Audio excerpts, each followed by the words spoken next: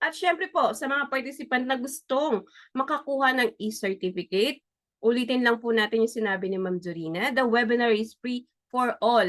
Lahat po pwedeng manood, estudyante, small or medium business owner, HR practitioner, kahit ano ka pa, ano ka pa, yung workers na gusto lang din matuto kung ano nga bang ginagawa at ano ang trabaho ng HR. We provide e-certificate for a minimal fee of 50 pesos per webinar per attendee. E-certificate will be sent to you after 3 working days after the workshop, not including the Saturday, Sunday, and holiday. And of course, kailangan po nating i-validate ang inyong minimal fee of 50 pesos per webinar per attendee through our GCash, which is 0919 009 6339 and the Google Form attendance. Please do ensure that the Google Form is completely and accurately filled up with the following important information. Ito po ang inyong full name para sa e-certificate, first name, middle initial, and last name only, email address para po hindi mag-bounce back ang aming email sa inyo, reference number, and proof of payment. Note that the link and the QR codes are available through comment section of YouTube, Facebook Live, and Zoom chat box. The link and payment is open until tomorrow, Sunday. Take note that the payment is not refundable. Ang ating GCash number po ulitin natin, 0919-009-6339, or please do scan or screenshot our QR code para diretso po sa GCash number. Ma'am Jorina, invite natin sila sa ating mga HR Calabarzon exclusive merchandise. At syempre, para sa ating mga long-time supporters ng HR Calabarzon, we are offering you our HR Calabarzon group polo shirt for only 650 pesos. At ang ating HR statement t-shirt for only 250 pesos. Meron po tayong black and white. And of course, kung syempre mahilig matulog dyan, ang ating mga unan ng HR Calabarzon pillow for only 150 pesos. White mag, para po habang nagkakape, alam ko namang mahilig ang mga HR magkape, for only 150 pesos. And ang ating white frosted mug for 230 pesos. Siyempre, meron pa rin tayong planner. Para ang HR mahilig magplano yan eh. Kaya kailangan po natin ng planner for only 350 pesos. At ang ating metallic ballpen for only 50 pesos. While meron din tayong mga keychain for only 50 pesos. And syempre, para dun sa sustainable peg, ang ating bamboo ballpen with case na for only 100 pesos. And syempre, last but not the least, ang ating magic mag for only 250 pesos. Pag nilagyan po natin ng mait na tubig yan, lalabas po ang logo ng HR Calabarzon. At dahil po dyan, gusto naming magpasalamat sa mga sumusunod na sponsor. Formidea, your strategic partner utilizing servicification in identifying relevant business intervention. Please do call them at 0917-521-4253 or email them at inquiries@formidea.ph.com. And BEC Printing Services. Kung gusto nyo magpa-customize ng kahit anong garments, please follow and like their page or even contact them to get a quote. Jacinto Olivar Aircon Trading para po sa inyong mga PMS or aircon needs para po sa ating office. Siyempre, kailangan natin yan sa opisina. Please do email them at jo.aircontrading.ph@gmail.com. And Butterfly Kiddie Salon, get your girls ready for unlimited makeover. Ito ay hair and makeup, nail art, and face painting para sa mga kids. Para naman po sa ating mga requirement para sa job posting, ito po yung pinakabago ng GCash, ang PASA Job. G-Jobs powered by Pasa Jobs. Makikita niyo po ito sa ating mga GCash. Ang payment po nito for entry level is 1,000 pesos. Pag naman po supervisor ay 2,500. Pag manager and assistant manager, 4,000. CEO, VP, director, 15,000 of their annual salary. Posting po yan for 1 month.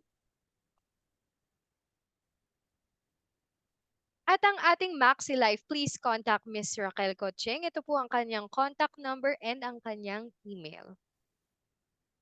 You can also call Mr. Ricky Malapitan at 0919-223-2977 at Secure PH kung may mga kailangan po tayong health HMO. At sa Wellness, Health, and Total Rewards, please do contact Mr. Dion Flores. Ito po ang kanyang contact number. Ayan, syempre kailangan nating imbitahin ang lahat. Di po ba sa mga company meron tayong ISO? While for the people, we have we have investor in people. Ito po ay brought to you by Inspiring Partners Inc., official delivery partner ng Pilipinas. Please do check their website at www.investorinpeople.ph. Ayan, ma'am, invite na natin sila sa ating mga learnings for whole year. Di ba whole year na yung ating pinost? Yes. So, dahil dyan, schedule nyo na yan sa inyong calendar. Kaya we are inviting you para sa mga sumusunod natin na mga webinar. And this coming March 23, meron tayong institutionalizing mental wellness in the workplace. While on April 6, meron po tayong recent guidelines from DOLE and its impact to the workplace. And on April 20, meron tayong HR technology advancement.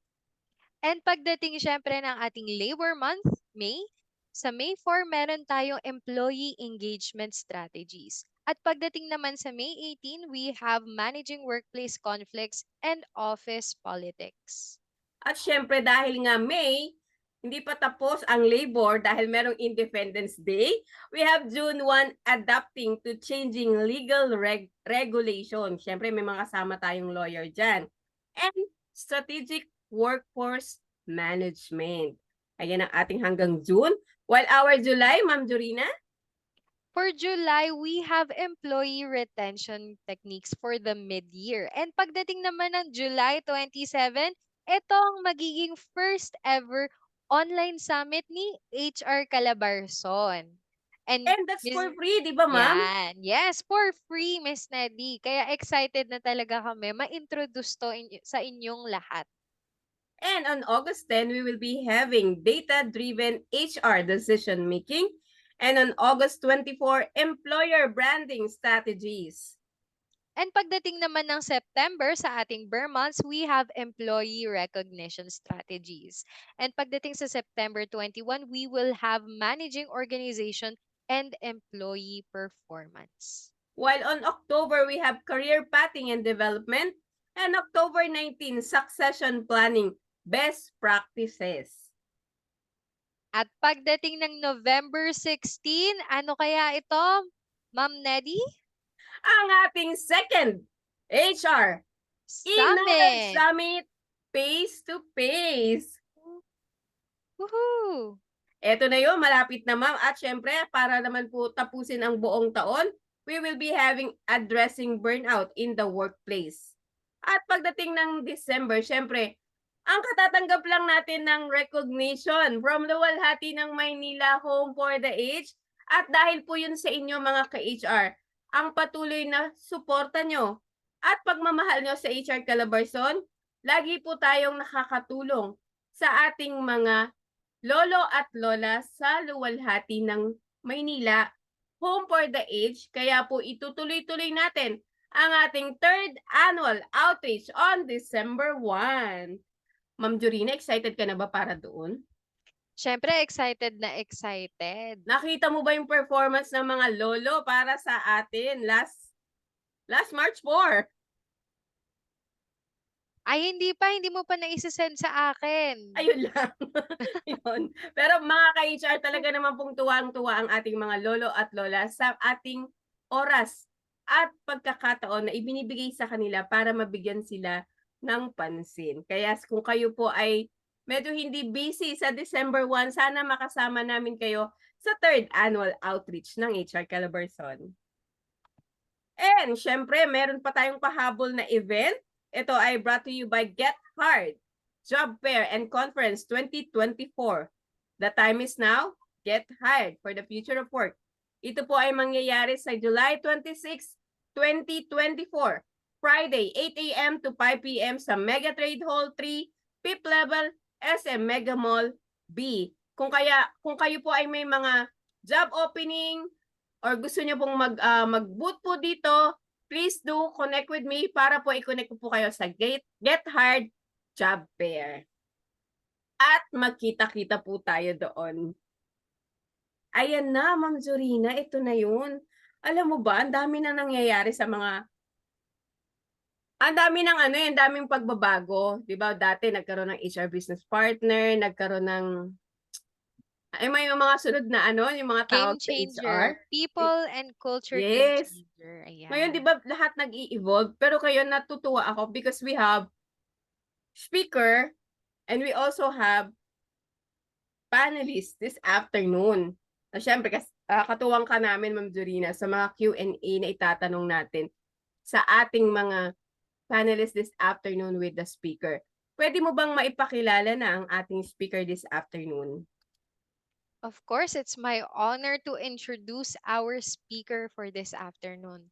A recipient of the 2019 Asia's Most Talented HR Leaders Award from the World HR Congress in Singapore, and also a 2020 Top 500 Global HR Leaders in Mumbai, India, a certified human resource professional by IFPM, a certified management consultant, founder of ASEAN HR Leaders Circle Philippines, an officer of the Lean Management Alliance of the Philippines, and former director of development for Philippines HR Group. Now, his 20 years of experience in organization development and executive management has stemmed from his extensive leadership roles with several multinational companies. Now, as an agile HR, his advocacy is to elevate the HR profession as an HR business partner and a key role in the organization by introducing more critical soft skills to fellow HR practitioners, which focuses on cross function development, strategic leadership alignment, business acumen, strategy correlations, workforce data analysis, competency optimization planning, and risk based approach in HR projects. Introducing the founder of ASEAN HR Leaders Circle Philippines, Mr. Marvin Zoilo. Hi, Sir Marvin! Hello, good afternoon, everyone, and everyone here at HR Calabarzon Group. Sir, Nice to see you again. yes, sir. It's been 4 years na lagi mo kaming nakasamahan dito sa HR Calabarzon. Ano po ba ang kaibahan ng HR Calabarzon noon sa ngayon?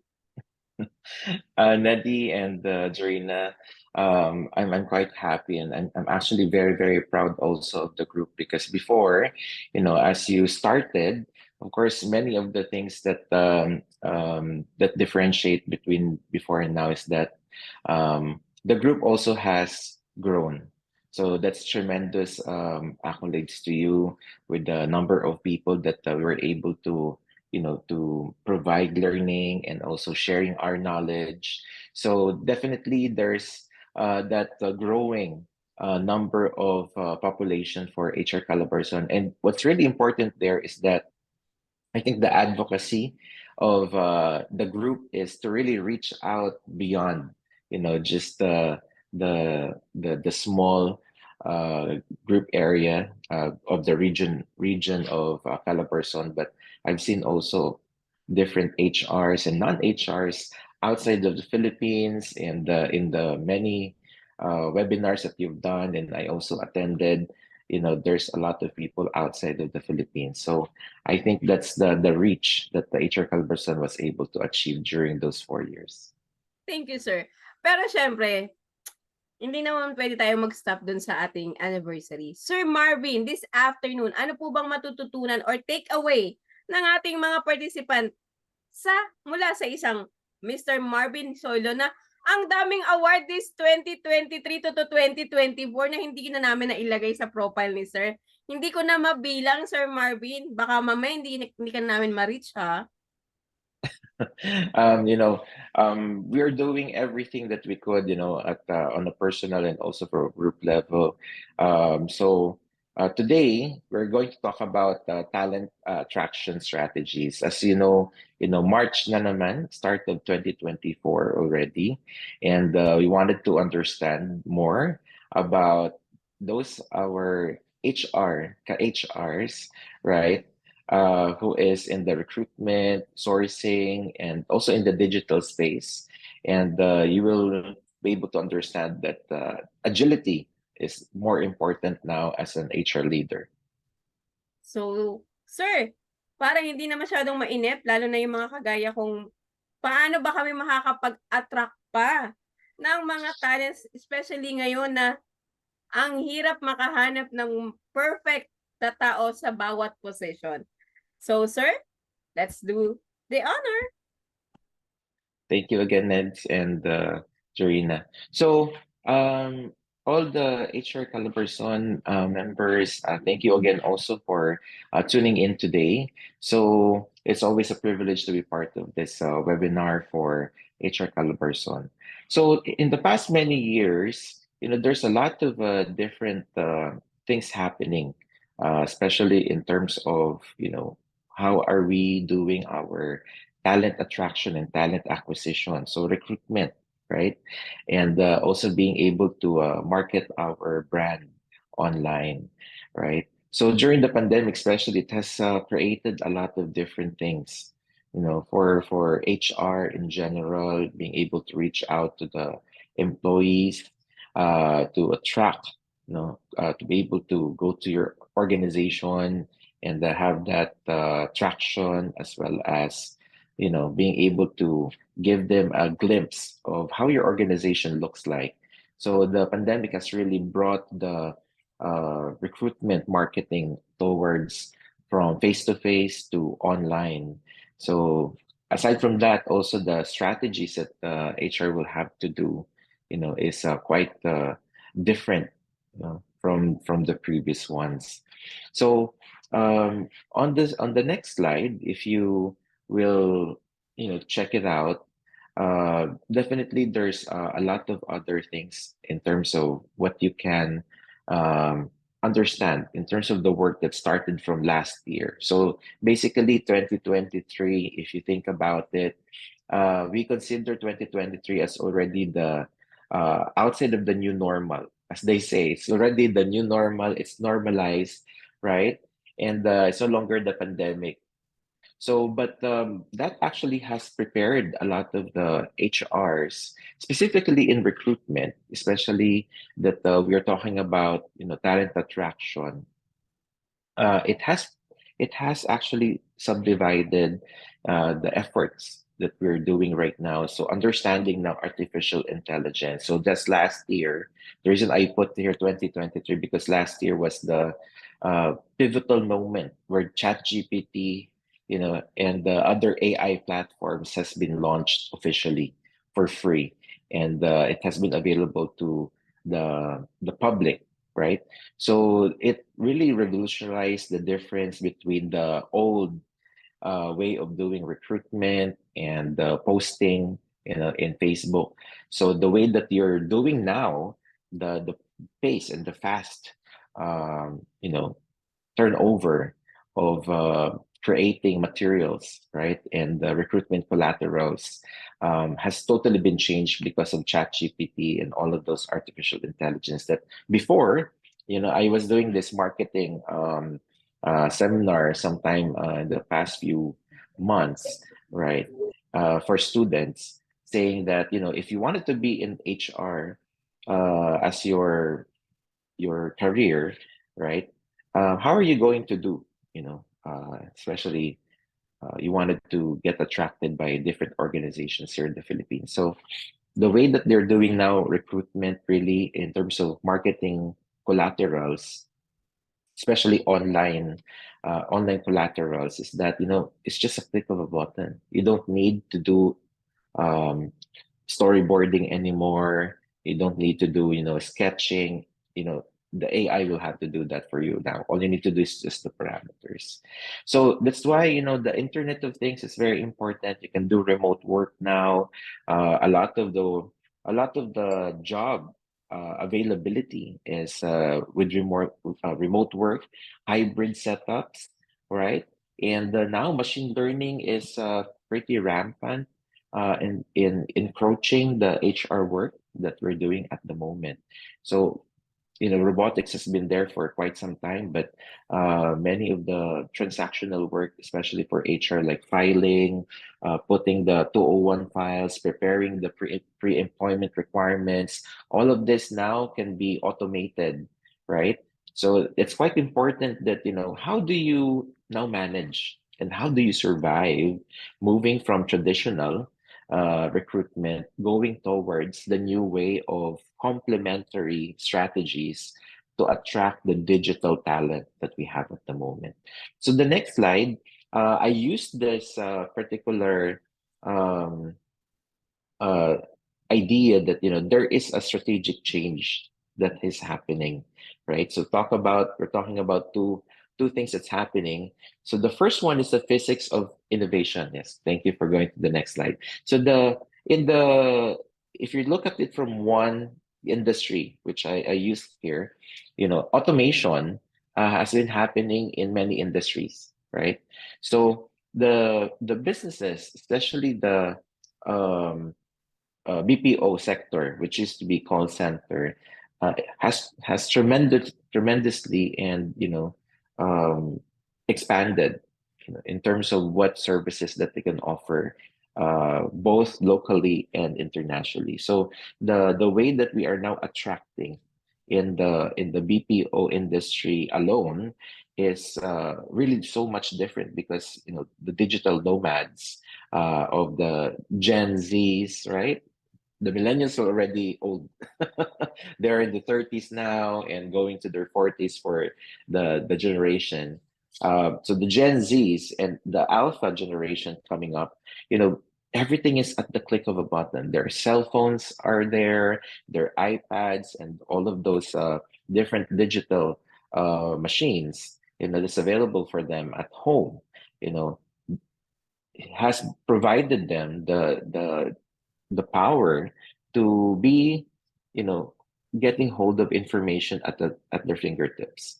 So automation, the reason why it's called physics of innovation, because it's so quick, right? So the momentum by which innovation will happen from the different sectors is um, quite big and an impact.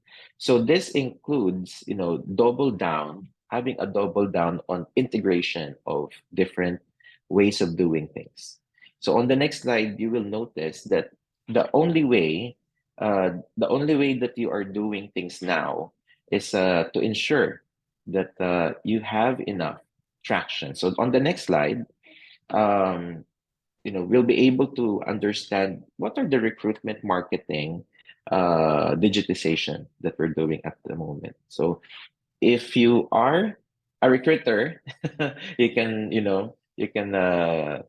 give your thumbs up of your heart or anything, emoticon there on our Facebook page or in the Zoom meeting. It's quite important that the strategies that we need to do is using digital in the digital space. The recruitment marketing has moved from face to face going to digital, but still the face to face is still there, right? We have our sponsors, right? Like Get Hired, they're going to do that sometime next year in Mega Mall. So they're still there, and many of the companies still put some budget going to academic institutions to universities and colleges, and they're still doing career talks, right? But if you look at it, the digital conversations are happening in Facebook. Even my classes now, I'm still teaching part time with some of the students of HR in a state university. Is that all conversations are now online, so you can actually do a lot of the things digitally in terms of coordination, having this online classes. It's a hybrid setup, right? All of the information are being sent online. Even my midterms and final exams are done online. So imagine in the academic institution, you're doing that. What more so in the in the corporate setting? So on the next slide, we wanted to understand even further that in the Philippines, you know, if you put an option, what can you do? Uh, the abilities of different companies of moving forward just here in the Philippines, the adoption of artificial intelligence in the Philippines is still small. Just imagine that everybody in the Philippines, all 110 million Filipinos, half of it has a cell phone. They have a cell phone. Uh, Half of those, have access to the internet, and everybody has different applications we're using like TikTok and Instagram and everything else, right? Facebook definitely is. And the the information that's available in job market platforms like LinkedIn, Glassdoor, and so many out there is still available, from the old traditional website going to digital space, that the applications are available that you can download and make it more personalized for you. That's where the companies now are, subscribing, right? Before we only knew about Job Street, right? Of course, um, no pun intended, but there's a lot of platforms are going out right now. So if you look at it from our neighbors, in the ASEAN region, just like what we're sharing in the group that I have started here in the Philippines, ASEAN HR Leader Circle Philippines. When we compare the Philippines, we're still a little bit behind. We're behind by certain levels. So in terms of how we are looking at the evolution of digitization, there's a lot of things that we still need to do, and we need to catch up, right? So this now goes to, how many jobs are going to be lost or disrupted because of digital space. But there's actually the good news. It's almost doubled in terms of what types of jobs are available out there. So on the next slide, you will notice that the jobs that are available now, the 75 million jobs that we have at the moment here in the Philippines, right? They are evolving. They have changed. Not only from the title perspective or the scope perspective, but also from the way that it is being done. So imagine before, there were talks already as early as 2015 that jobs in HR will be lost, or at least it will be, somehow going to change face, right? So the face of HR landscape will eventually move into the digital space, and everybody's scrambling regarding how to do it. But the good thing, according to the World Economic Forum, that has happened in Ho Chi Minh sometime 3 or 4 years ago, they said that the evolution is it will create more jobs, surprisingly, because now there are more ways of specialization, unlike before, where people are so inundated with transactions that are menial, that are manual labor, and at the same time it's very transactional because uh these are hard copies, especially like 201, etc. But now everything can be done online, even in the recruitment phase, right? Everything is in the demographics of technology. So now if you go to like, digital spaces, digital platforms such as Taleo and, similar online and digital platforms, you know, the recruiters, all you need to do is just to subscribe to their platforms, and then the applicants will just have to create their profiles there for free, of course, right? So similar to like your Google, your Gmail, right? Your Yahoo Mail, and so many other free email services. That's how easy it is. So now the convenience of applying to a job and being able to keep a digital footprint, you know, whether it's in PDF file or, MS Word or any type of, digital repository. So the expansion of being able to send a digital file from one company to the next, unlike before during my time, when we talk about recruitment, you'll have to print and even type, the resume or the CV and print. You have to find a printer in your neighborhood to be able to, submit your resume to a company, and you have to print so many copies. Now it's just a PDF file or a digital file, and you just need to upload it, into the system. So being able to leverage the ability, the innovation of recruitment, especially the pre-employment requirements, being able to, just capture a digital file of your NBI, your SSS number, right? Pag-ibig, PhilHealth, and so many other pre-employment requirements. Even your PEME, your pre-employment medical exam, can be sent digitally. So just imagine companies being able to, save some money, the cost, instead of printing thousands of paperwork and having to cost also for storage and things like that. These are all, exponentially changed because of the digital space. So now that there's even artificial intelligence, I'm now working with a company that is going to use artificial intelligence in interview. So just imagine, you don't need to hire so many interviewers, right, at the first level interview. All they need to do is just the applicant will submit a 1-minute video answering two key questions regarding behavior and also in terms of technical requirement. So the artificial intelligence, the AI, will use a parameter based on the answers that the applicants will submit online. And then that will be, of course, filtered down to the next steps and the next interview level.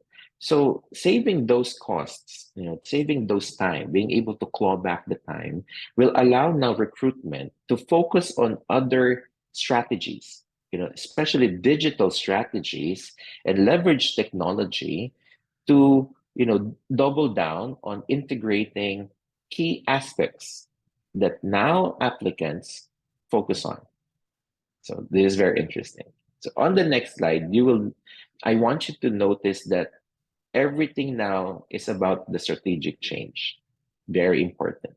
So if your HR and recruitment per se is still printing paper, they're still doing um, flyering, right? Maybe they are still in the dark ages. I'm not trying to offend anybody, but if you go abroad, I went to Canada last year. I also went to other countries in Japan, also in Korea, also in Singapore, Malaysia, the places, you won't see a lot of, paperwork anymore because everything is now done digital. So evolution really is important. Now, the question is, this diagram or this table that you have here, the quadrant, I'd like to ask you, ask yourself, if you're in a company and you are the recruiter in your recruitment department or talent acquisition department, what type, of change is happening in your organization? What type or what extent of what extent of change does your company would like to do? Are you just in the adaptation, right? Do you just want to move from online, from paper to a digital space by going Job Street, right, and other platforms, or are you in the other um, level by which you wanted to revolutionize or reconstruct the way you're doing things? So maybe you want to have a hint of doing artificial intelligence in some of your processes, like submission of your pre-employment medical exams online, being having to have a uh, an ERP system that is connected to your provider, or maybe a digital repository wherein your prospective applicants submit online rather than just email it, or have a system, an ATS system, the applicant tracking system, right? So an ATS that you can subscribe from a company, and you don't need to think about anything, because if the the applicant does not become an employee, they're still in your profile. Sometimes, remember, when you are hiring employees, you need to have you need to remember the recruitment funnel, right? You need X number of many people to apply to your organization, and then you'll need to trickle down and fine tune and narrow it down to a several number only of successful applicants. What will happen to the people here who were applying? So you can actually still keep their digital footprints and their digital information in a system, your ATS, right? And you can automate that after 6 months, if that is your prescriptive period, right? You can still contact them. You can still contact them through your email notification, right? Automated email notification using your AI, right? That's saying that, hey, we have a new application opening for you after 6 months, after 9 months, after 12 months. So imagine if you have like 10,000 applicants, because you need to hire 1,000, 1,000 new headcount, right? For your business.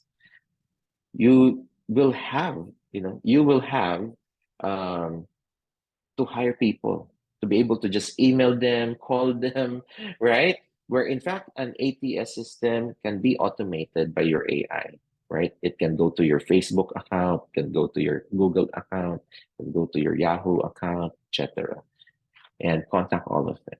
So now the question is, what evolution does your company would like to do, right?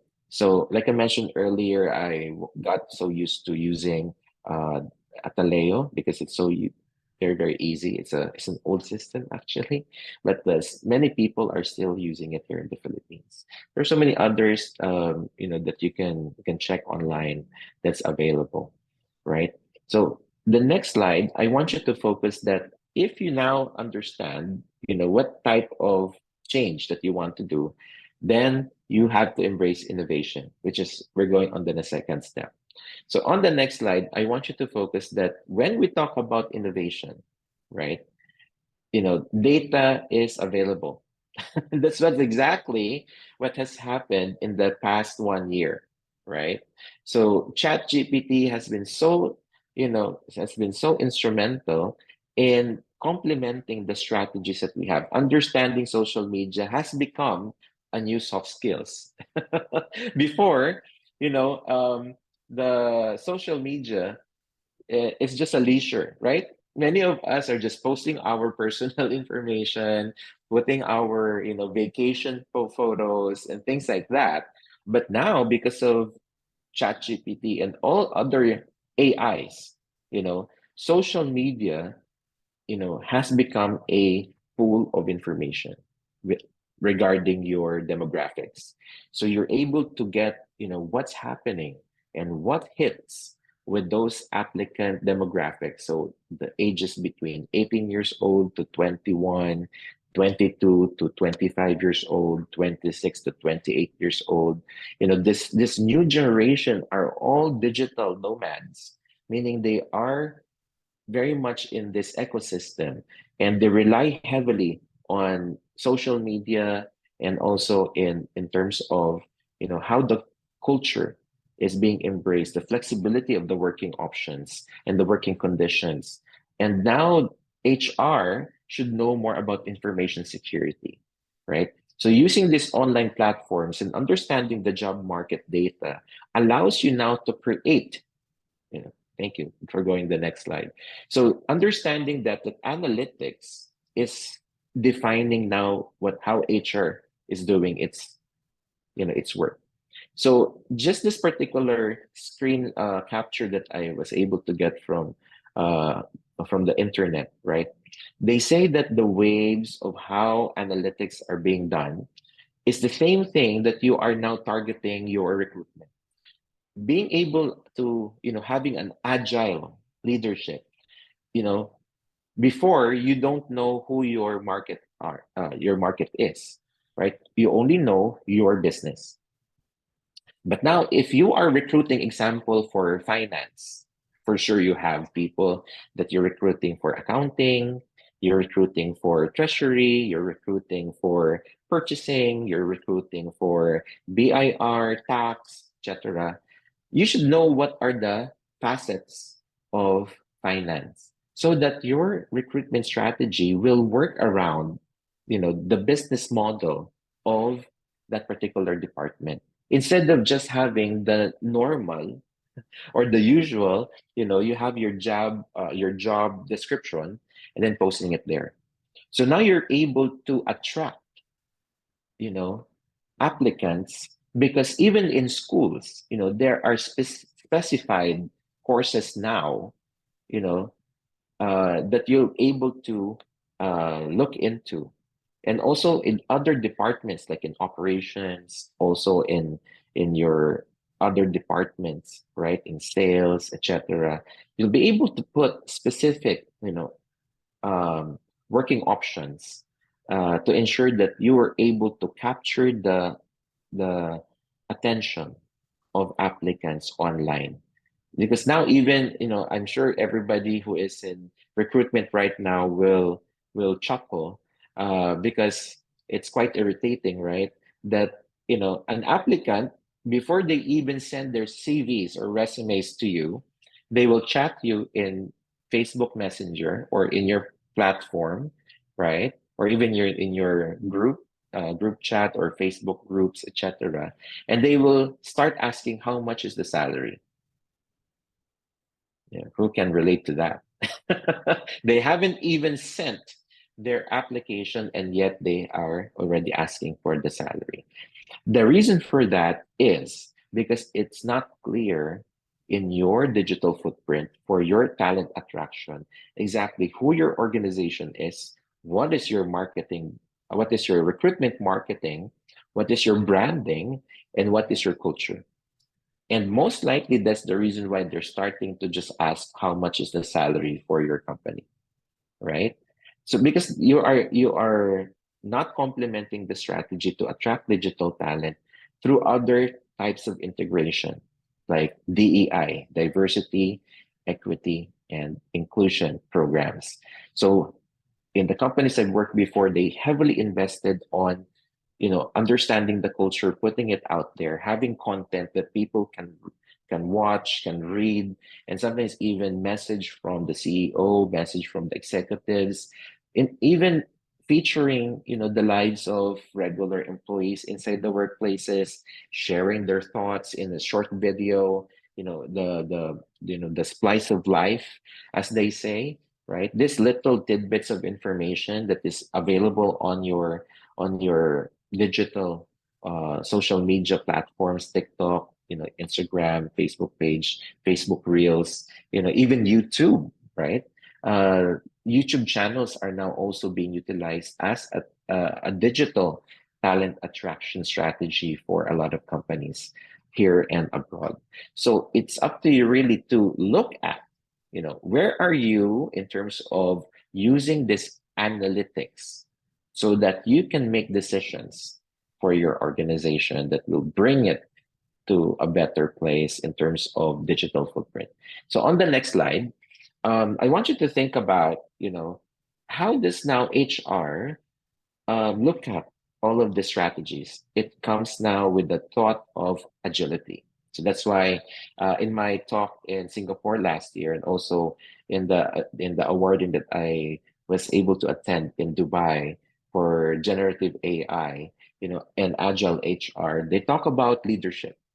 So I just wanted to touch on that because I know the topic today is about talent attraction, but talent attraction won't happen unless the leadership ideas are there, the innovations are there. It boils down to how your leadership will be able to immediately, right? Immediately go from one place to the next. So the agile workplace now talks about job enrichment and job empowerment. So the work culture, the positive work culture needs to be shown online. So that's where your digital footprint, your digital branding will come in. So embracing this flexible work options. If you notice the big brands in the Philippines, of course, I won't say what those names of the companies are, but they are conglomerates, right? They're mostly in the main, big cities, big, city business districts here in Manila, in Cebu, in Davao, Cagayan de Oro, of course, in Pampanga, and even in places in the north, you know, these companies are able to establish themselves in different major cities. Why? Because they're looking at job enrichment more than traction alone. That's the reason why it's a digital, attraction. So if you look at it, and look at your data that the dynamics of creating fun in the workplace. There's a BPO whose their idea of talent attraction is creating fun and showing that they have fun in the organization, and they show it in all of their videos.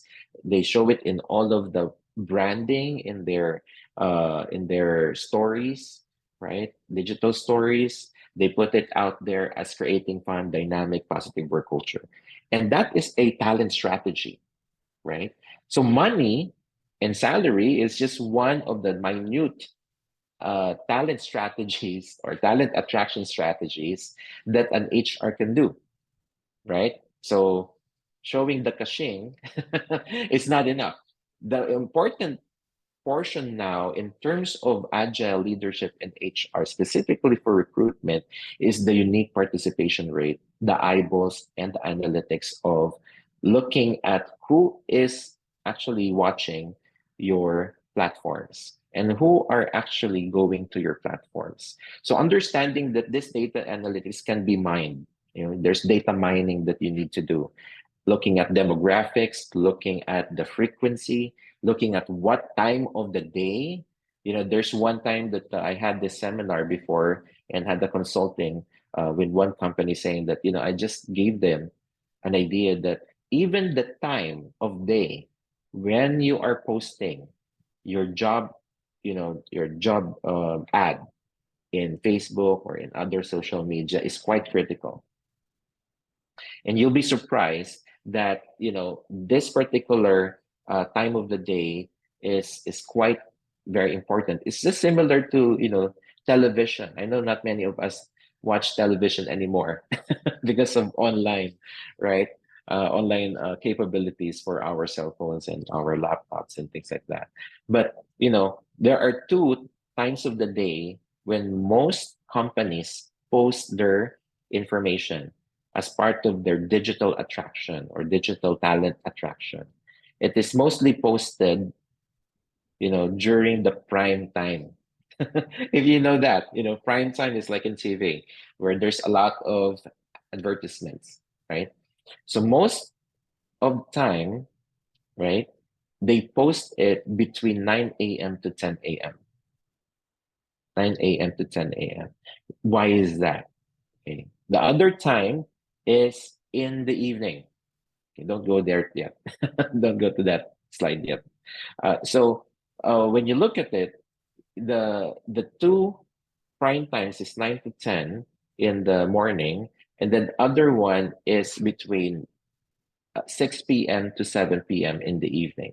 So posting in other times of the day will lose traction. Why?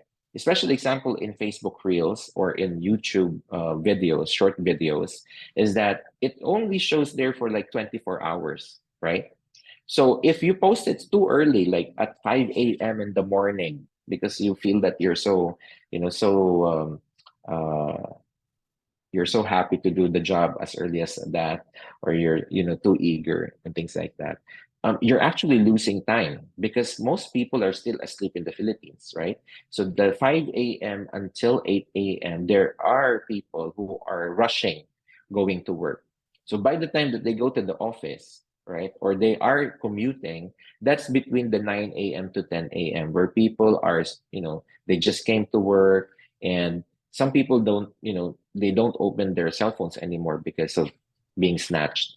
So that's the problem with commuting, right? So people are settling down between 9 a.m. to 10 a.m. and you'll be surprised also. Look at your companies, right? Look at the people in your company.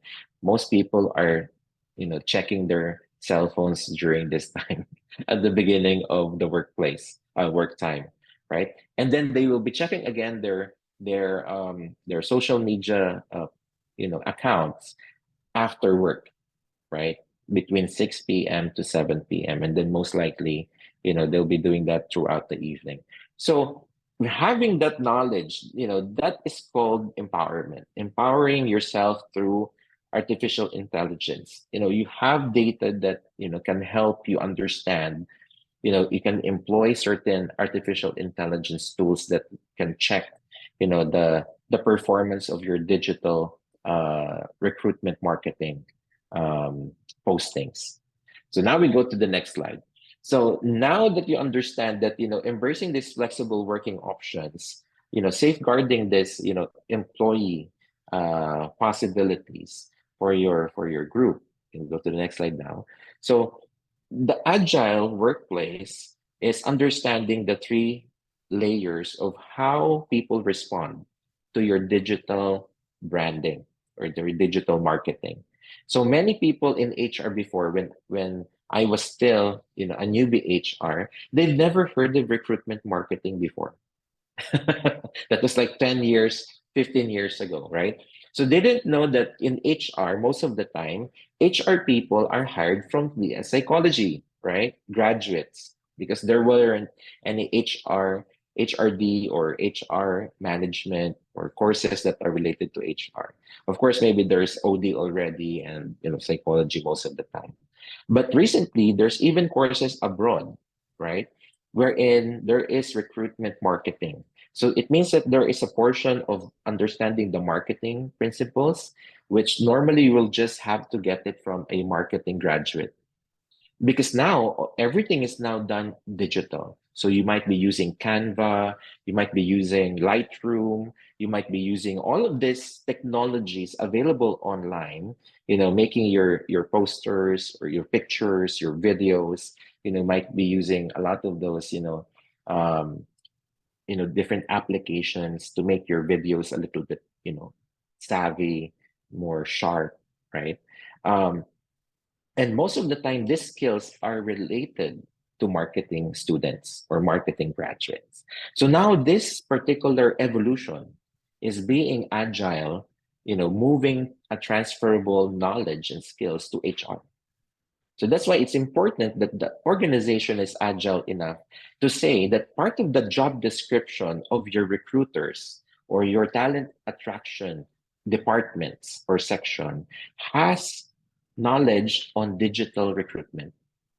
And that means you need to understand marketing strategies, whether it's an above the line, a below the line, or is it a guerrilla marketing that you need to do. These are creatives. If you talk about creatives, meaning these are part of marketing, that does branding, that does, all of the stuff that normally recruiters will never do or never understand because they don't have recruitment marketing or marketing per se subjects.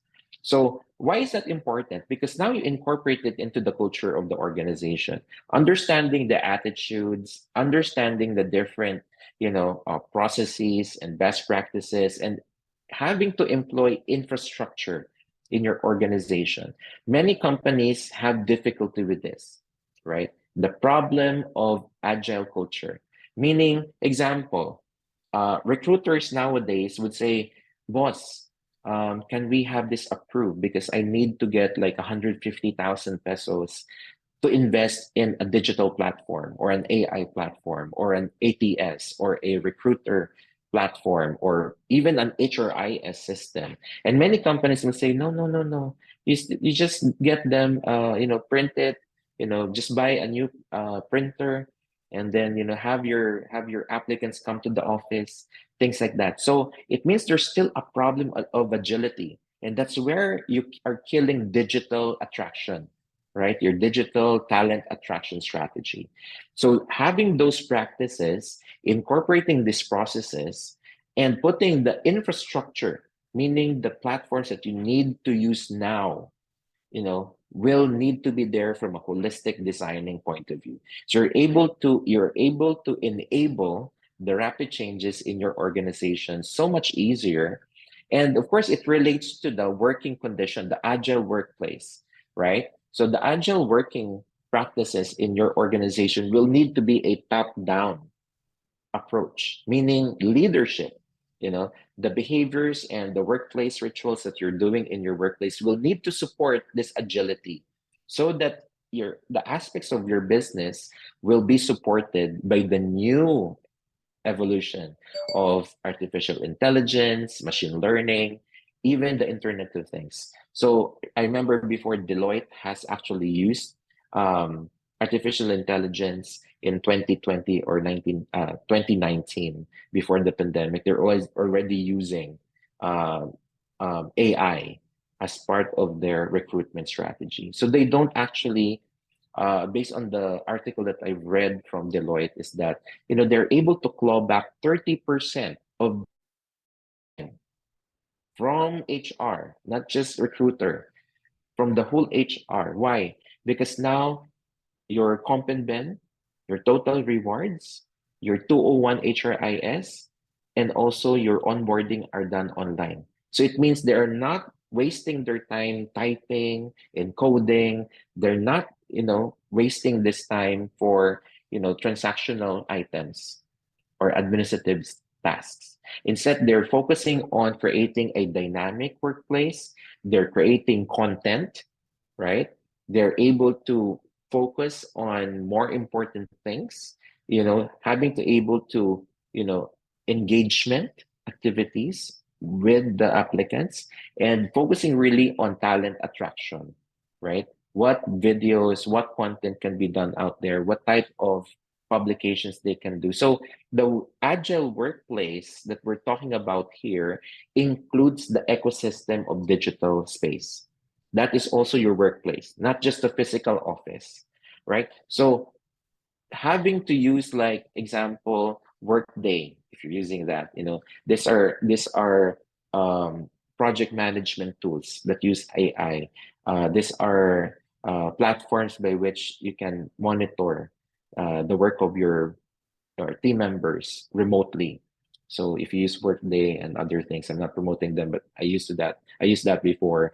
So many platforms like that. These are actually ecosystems, for you to be able to track the work that your employees are doing on a day-to-day basis without needing to travel to their houses or traveling to the other offices outside of your headquarters or where you are assigned. So it enables now people to have this ability that there's a digital footprint, and at the same time there's a digital leadership that you can do, and you can remotely work with them and manage them and being able to collaborate in a work environment that does not need a face-to-face that wastes time. I'm not saying that those are still in the traditional is not achieving the same output as those who are using digital. I'm just saying is that this is where we are going. right? That's why we're saying these are complementary strategies in talent attraction. Being able to understand the new wave. That's why we're talking about agile leadership as well. So your leader should have the understanding of what's happening in other countries. Because if they're doing that out there, it means there must be doing something good that we can definitely, you know, we will definitely benefit from. So on the next slide, I know I'm running a little bit late, but I hope that you still focus on upskilling and you still do upscaling for your organization. And this soft skills allows us to be more digitally flexible, right? So your employees, especially in recruitment, in talent attraction, having to create those programs, the career development is the secret to attracting top digital talents. So there's no magic wand, or there's no secret sauce that we're talking about. Start with your team in recruitment, giving them the ability to have the soft skills. The new focus on upscaling and upskilling. Why is it important to focus on two things? Upskilling means getting new skills, having to have moving them from a traditional transactional administrative task to a digital. But upscaling also is to be able to absorb outside of their own industries. So now a lot of people are looking into what are the business practices in terms of digital talent attraction in the US, even in Africa, in Europe. How are they attracting hybrid hybrid setups, or even full-fledged 100% remote workplaces. I have friends who are living in Canada and also in Scandinavian countries. They have 100% work from home. And in the Philippines, we are still stuck. We're still stuck on the workplace that is still on a face-to-face basis. Maybe because of the infrastructure, right? Because most of the people are still in the office, and that's the reason why.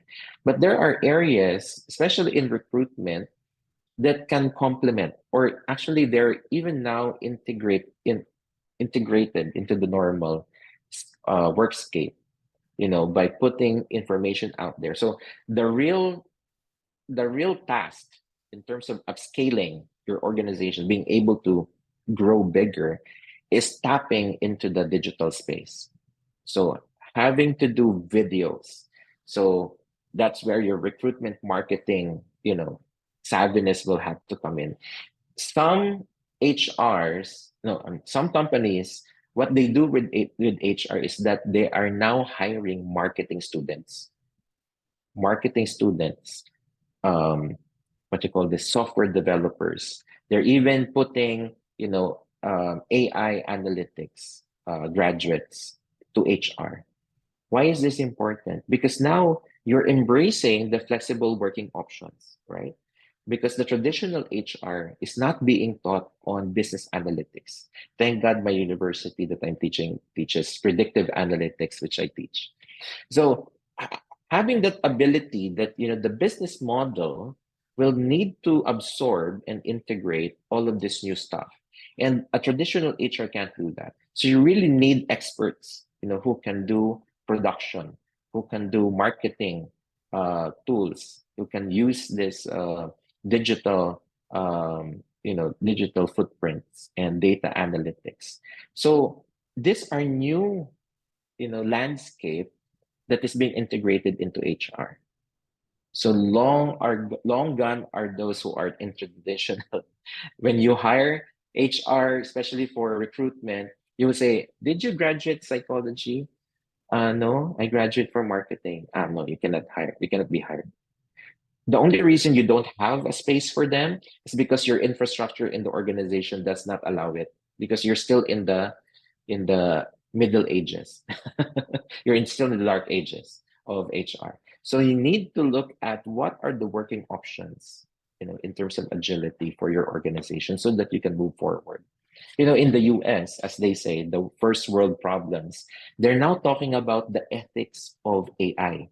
While here in the Philippines, we're still talking how to use AI. So imagine the difference in terms of the, the conversations and the discussions that's happening right now. So being able to have that flexible working options is quite important, and being able to put it out there.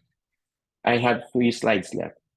Next slide would be is to understand what are the focus of the collective intelligence, right? So human resources and AI, they are like the same ingredients in the same soup. So if you look at the whole ASEAN region, Philippines is just around the fifth, if not maybe the sixth, amongst the 11 countries in the ASEAN region, right? Singapore, Malaysia, right? And you would be surprised, Vietnam. They're using artificial intelligence in such a way that they're able to have digital platforms to attract talent inside their country and outside of their country, and having those database available so that they don't need space. Everything that they're doing are now in the cloud.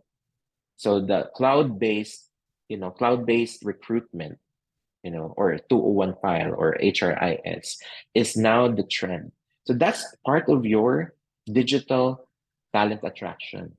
So many of the Gen Z are more attracted to work for organizations that are technologically savvy. Why? Because they don't want to type. They don't want to be, having their allergies triggered because of the dust, because of the number of paperwork that they have to do on, at the office, or being cramped because their office tables, their workstations are full of paper.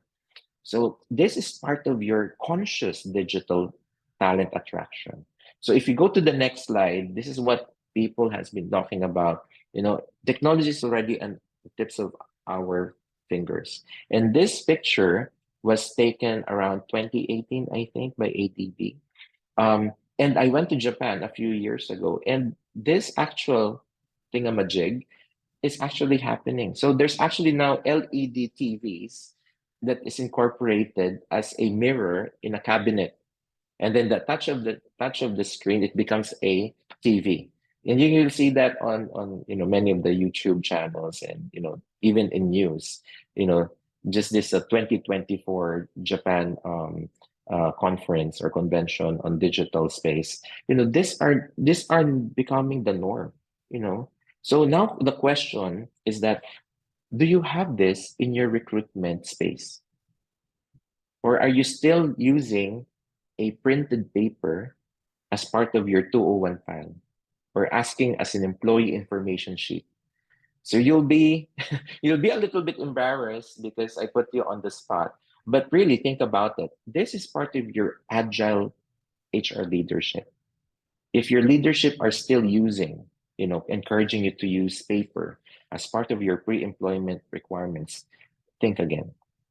Maybe it's about time that you embrace that this is part of your digital talent attraction strategy. People will get turned off. Oh my God, I have to write, right? I have to write for 15 minutes. This is part of the problem, right? So you will see that some people, they don't come back anymore. They don't want to apply to you. So the next slide, what ADB and the World Economic Forum is saying is that we need to rethink the institution of work. What have we been doing in the past many years? Are we still living in the 1960s? So focus on people-centeredness, because even though we are on the digital space, the more important focus here is that how do you make it a people-centered experience? So focus on the understanding of this collective intelligence should be manifested in a way that is focused on employee or applicant experience, right? In the customer service space, it's called CX, customer experience. In the production and the manufacturing space, it's called user experience. Now, in the HR space, it's called employee experience or employee journey, right? So the innovation, the skills, and the quality of jobs that we're doing right now is focused on agility, being able to move fast from one, phase to another. And believe me, AI, after 1-2 years, it will be gone. It will change again. for a new wave of new technology. So we're still thinking and talking here in the Philippines about how to use AI, where if you go to the US, Canada, Australia, and other European countries, in the UK especially, they're already talking about ethics of AI, meaning they've utilized AI so much that they're now talking about how to limit AI in terms of data privacy, in terms of, of different types of competition information, confidentiality, and even the breach of personal space, right? Because digital information now is so vast that, it's creating a flexible work option, but now there's also a problem on safeguarding employee well-being, because now people can be harassed, bullied, right? Because of their information is out there. So that's where how far we are, in terms of how we understand digital space. So going back, next slide, it's my last few slides, thank you, is that understanding the future of the workplace. Where is it going? Where is it going? So there are three areas: culture, there is the workforce, and the space itself. Sooner or later, the workplace, the workspace, the future of work has already moved to a fixed point to a flexible point. So now that is a portion of your talent strategy, right? Your talent attraction strategy. There will be more and more employees, especially for Gen Z and the generation Alpha, that they may want to go to the office, but not every day. That will be part of the regular thing. And the Philippines does not have that in our law, except for telecommuting, which nobody is using actually until the pandemic happened. Right? There are very, very few companies who does telecommuting before the pandemic. Of course, the big companies, right? You have your Shell and many others, right? So Accenture even. So, but there are companies that are not multinationals, and they will be left behind, and they will have lower and lower traction in terms of attracting new employees, right? Especially the younger generation. So the only people they will be able to attract in the traditional are the oldies. Oh my God, that's me. Because we are so used to the old ways of doing things. But eventually we'll die out. And eventually we'll have to retire. And the new, in the next 25 years, the future of work and the future of the workspaces, the culture will change, because this will be, engulfed by the new flexible working options, right? And the employee well-being will be so high. That's why the employee focus, the people-centeredness will be the highlight of digital space. You find it so, ironic, if not even, paradoxical, that the digital, the AI, is actually focusing on people-centeredness, because you're catering to the whole experience of the employee well-being. So making things, easier for employees to do more complex tasks, the easier, the better, the faster. But the more complex jobs will happen. That's the reason why the work that's going to be given in the next 25 years, it will exponentially be bigger, because the opportunities will become more bigger, right? Rather than transactional. So with that being said, that's my last slide, I think. And I'd just like to invite everybody to go to the Facebook page of ASEAN HR Leaders Circle Philippines. And I hope you learned something little in terms of how talent attraction strategies from a digital space is being done from agile leadership and generative AI. I know it's quite radical, but I hope you learned something today. Thanks.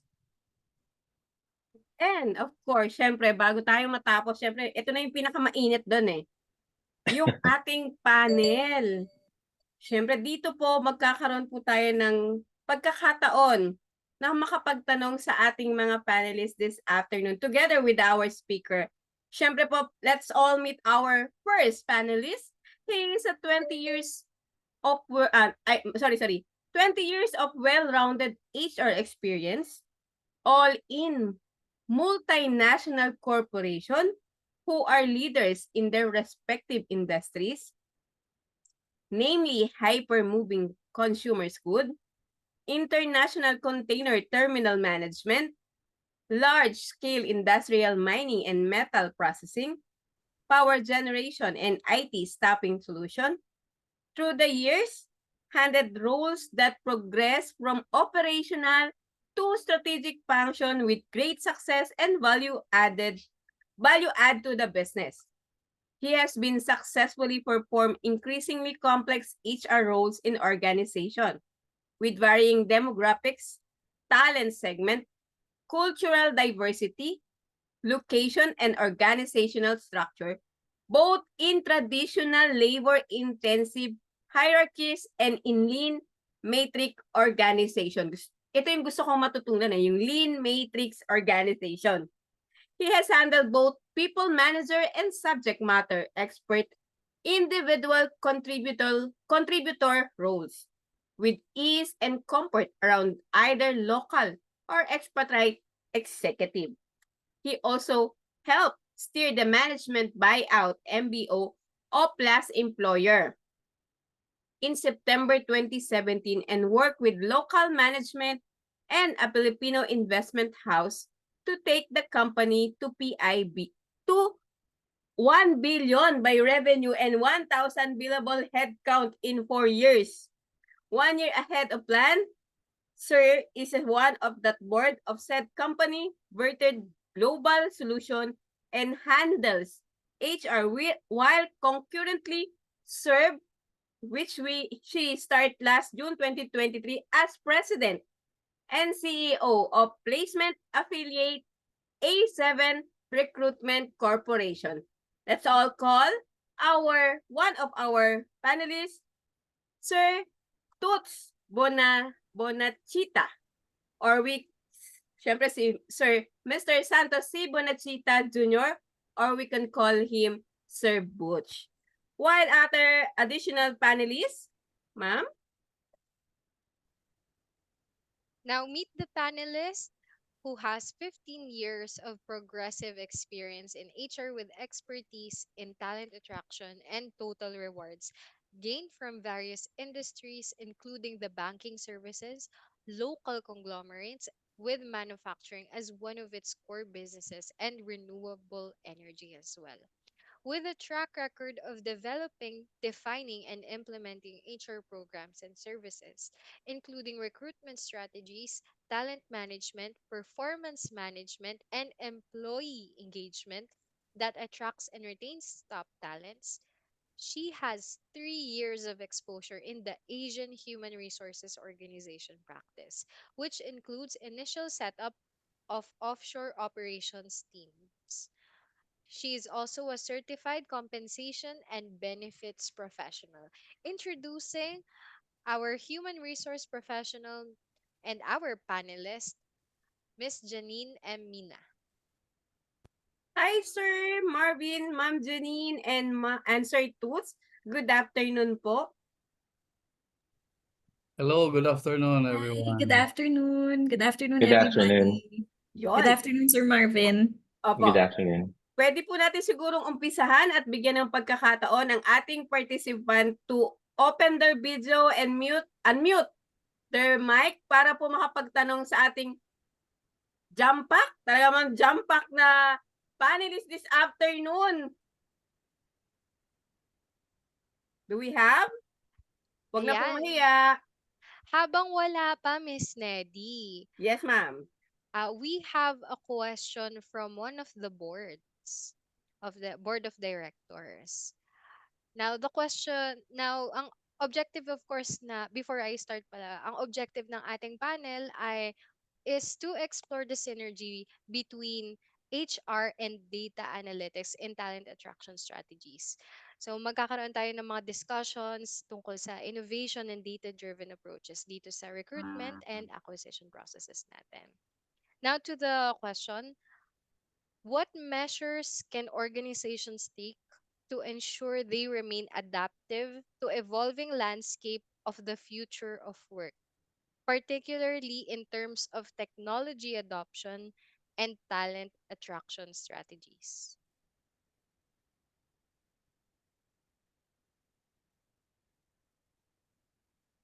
Okay, Pakiulitin ko lang ng isa pa. What measures can organizations take to ensure they remain adaptive to the evolving landscape of the future of work, particularly in terms of technology adoption and talent attraction strategies? I can give the floor to Toots and Janine. They would like. Yeah, maybe I'll go ahead, Janine. Well, that's the whole talk that Marvin gave us, no? I think the reality now is that technology is very much within us, and we cannot escape from using it. And for us in A7 recruitment, we've adopted. Actually, pre-pandemic, we had a major project in digitalizing our onboarding and recruitment process. So it was very, very eerie, Marvin, because we went live March 19 of 2019. And the pandemic, at least the lockdown happened in March 13, I think. So we were actually ahead by a year. So when the lockdown was implemented, HR was the first department to work from home. As in, there was that memo from the president, right? So we all remember that. That Monday, after that declaration on a Saturday, HR was the first to declare because it was delegated to the department head. So I made a declaration to work from home because all of our onboarding and recruitment processes were already in the cloud. So we were just fortunate to come across a Colorado-based software firm. And mind you, it's not expensive. So the fear kasi of technology is that it costs you money. Actually, we made profit out of it. You know why? Because we got rid of all the paperwork, inks. We got rid of the space. We hold office in Makati. Imagine how much is a square foot prices of real estate in Makati. So in that project, I had HR has to convince management. So I really had to convince them in monetary terms because sometimes our management, our CEOs look at numbers always. So I had to convince them in their own language. So for us in HR, we have to take that lead because so that our other departments would also follow. So una po kaming nakapag-declare ng work from home. So yung lahat ng sinabi ni Sir Marvin, I'm all a believer in all of those. That's really going to be our differentiator as a company. And HR will have to do its part in this digitalization journey. I would have to agree, no, Sir Toots and also Sir Marvin. So upon hearing also how technology has actually played a big part sa pag-function natin in human resources, the pandemic was an eye-opener to all organizations. Lahat tayo, we were all used to the traditional everyday activities of HR, right? Yung na-mention ninyo na face-to-face interviews, even yung pag-file and pag-print ng ating mga 201 files. Meron pa tayong mga green expandable folders. Diba? Lahat yan, pwede na nating sabihin na lahat ng mga yan ay baka ice age na kung titignan, no? But it all boils down also to the acceptance of the leadership of each of the organization. Kailangan yung ating mga leaders in each of the organization would also find the value in terms of using and accepting technology. So I guess lahat na ng organizations ngayon are very open into automating certain processes, right? Me, for myself, inabutan ko pa na ang mga trackers natin naka-Excel. Right? Lahat yan naka-manual. Even yung mga payroll natin naka-manual. Siguro medyo nagkaroon tayo ng manomatic kung sabihin natin sa ating mga organizations dahil nakalagay na siya sa Excel and then pwede na rin sa shared drive, no? Meron na tayong mga shared Excel sheets, ganyan. But eventually, I can see all organizations being more open into having payroll systems, having applicant tracking systems, and yung budget lang siguro. I think it's one of the measures na kailangan talaga magkaroon ng buy-in ng management is the budget that we will be setting in automating the processes within HR. So there are a lot of companies now, mga startup companies who are offering automations, even systems, which you will just have to be able to study which one will be more efficient for the kind of organization that you are managing. Kung gaano kabilis yung pace na gusto ninyo na mag-automate ng inyong mga processes. I'm sure there will be new startup companies who would be open and who would be willing to customize certain features for you. Yeah, actually, if I be allowed to add more, and thank you to Janine for that. That's why in the talk that I've done today, when actually I was challenged by Neds and Jarina because sabi nila attraction strategy, sabi ko, gas-gas na yun. But the thing with that is that many people are not talking about the new trends in recruitment. And like I mentioned earlier, it boils down to what Janine mentioned about leadership. So that's why I incorporated agile leadership because everything that's happening in the organization is determined by leaders. So if your leaders are not exposed in the global market, what's happening in AI and how does that impact recruitment, talent attraction, and even employee centeredness in terms of the employee experience, right? The employee journey experience. I think that's where you falter. That's where I was talking about the grid. Where are you there? Are you just adapting? Wherein, ito kasi yung uso ngayon. So sige, gawa din tayo niyan. Job street din tayo. But many organizations already passed that. They're using already digital space in a totally different way.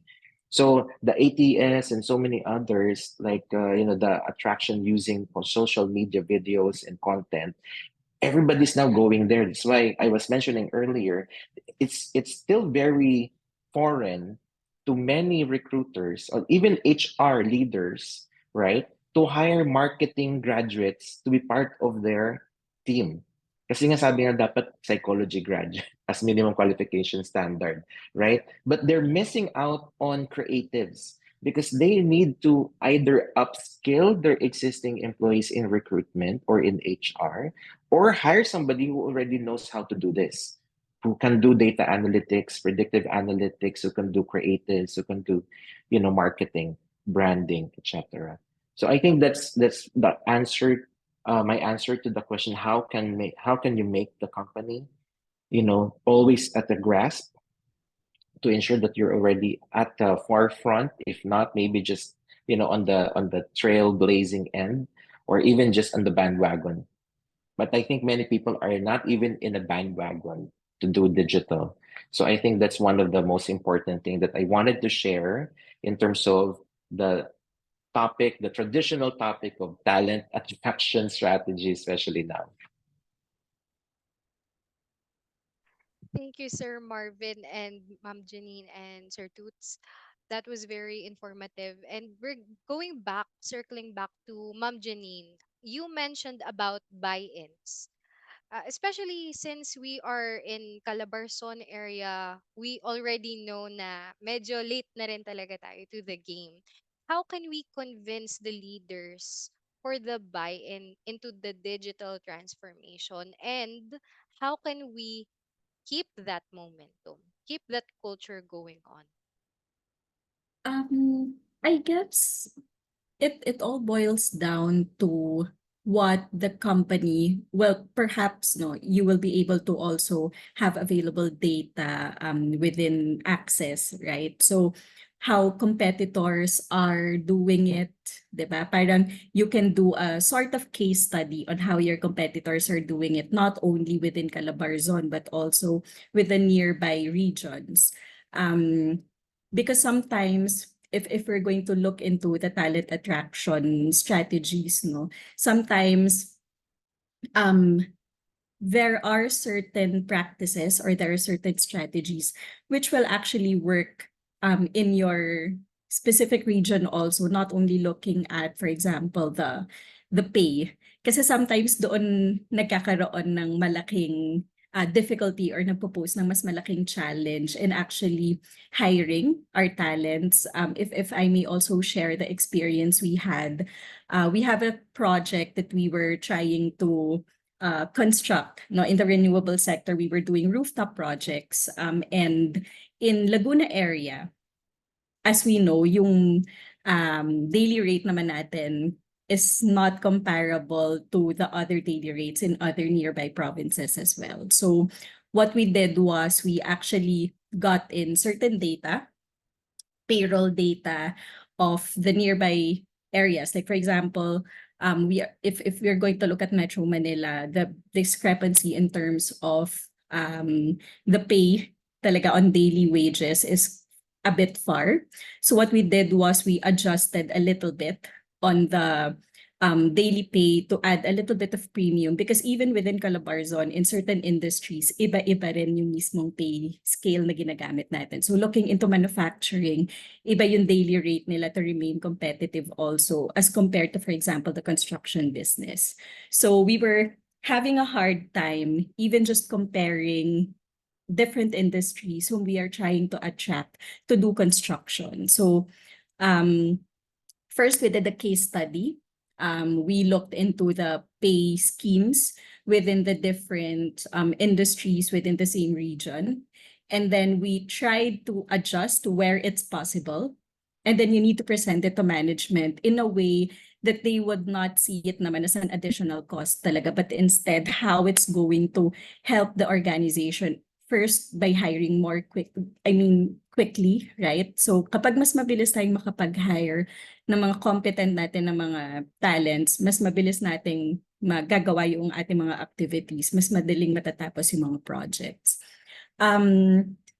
But of course, kailangan din nating i-take note na kailangan kaya nating i-sustain yung mga strategies that we will also be implementing. Because that's also critical. We can't just always implement, give exception approval every time. So kailangan sustainable din lahat ng ating mga strategies. Because doon makikita ng management that we are actually doing our job, in trying to make the strategy sustainable in a long-term basis. So yun siguro yung isa sa mga pwede nating gawin. Plus there are also mga free na pwede natin gamitin, free strategies that we can also maximize. No? We can zoom in. With provinces especially, even in Metro Manila, marami tayong mga candidates based on our experience, no, or applicants who are heavy users of social media, especially Facebook. So we learned during the pandemic that there is a so-called Facebook Messenger rooms. So we use that platform. So I think lahat tayo meron Facebook accounts, no, that we use for personal connections. But sometimes we also use it as free marketing with how we do it in our companies, right? So yung mga activities natin, pinopost natin, mga hirings natin, pinopost natin. So what we did was we tried to check what other features yung available sa Facebook. Alam din natin na most ng mga candidates natin are using data rather than yung mga Wi-Fi na internet, right? So hindi malaki kumain ng data yung Facebook Messenger. That's why a lot of people are also communicating through that platform. So we use that. There's a feature in Rooms. It's a free platform and it's accessible by so many people. You can make a room for certain meetings. It can hold up to 50 people. So that's a free marketing siguro for Facebook, no? So it was a good platform that we were able to use. It can be so yung maximum niya is 50. So if in case that you will be needing more sessions, you can just do and invite more candidates or probably more participants even on a per hour basis. Depende kung gaano kabilis din yung inyong mga activities. Thank you, Ma'am Janine. Sir Toots, what do you think or what do you suppose we can do to retain that culture of innovation and continuously applying digital transformation in the HR department? Well, for one, I surround myself with the younger workforce. No? They're more attuned to it. Because it has really to be a cross-generational team, no? I'm a Gen Xer, but it's also about openness, no, to change, no. So in my team right now, 90% are aging millennials or really Gen Zs, no. So they have so much ideas. So sometimes ang work na lang ng Gen Xer would be to guide them, to coach them, and not really to kill their ideas. They have so much ideas because they were really born as, almost born as digital natives. So I think, and relating to the question earlier about convincing the leadership, because we know that leadership in general are the baby boomers. So the way it worked for me when I was a Gen Xer and I had baby boomers as bosses, what really has helped me is that I have a rule of thumb. I call it like this. No? So you are lucky if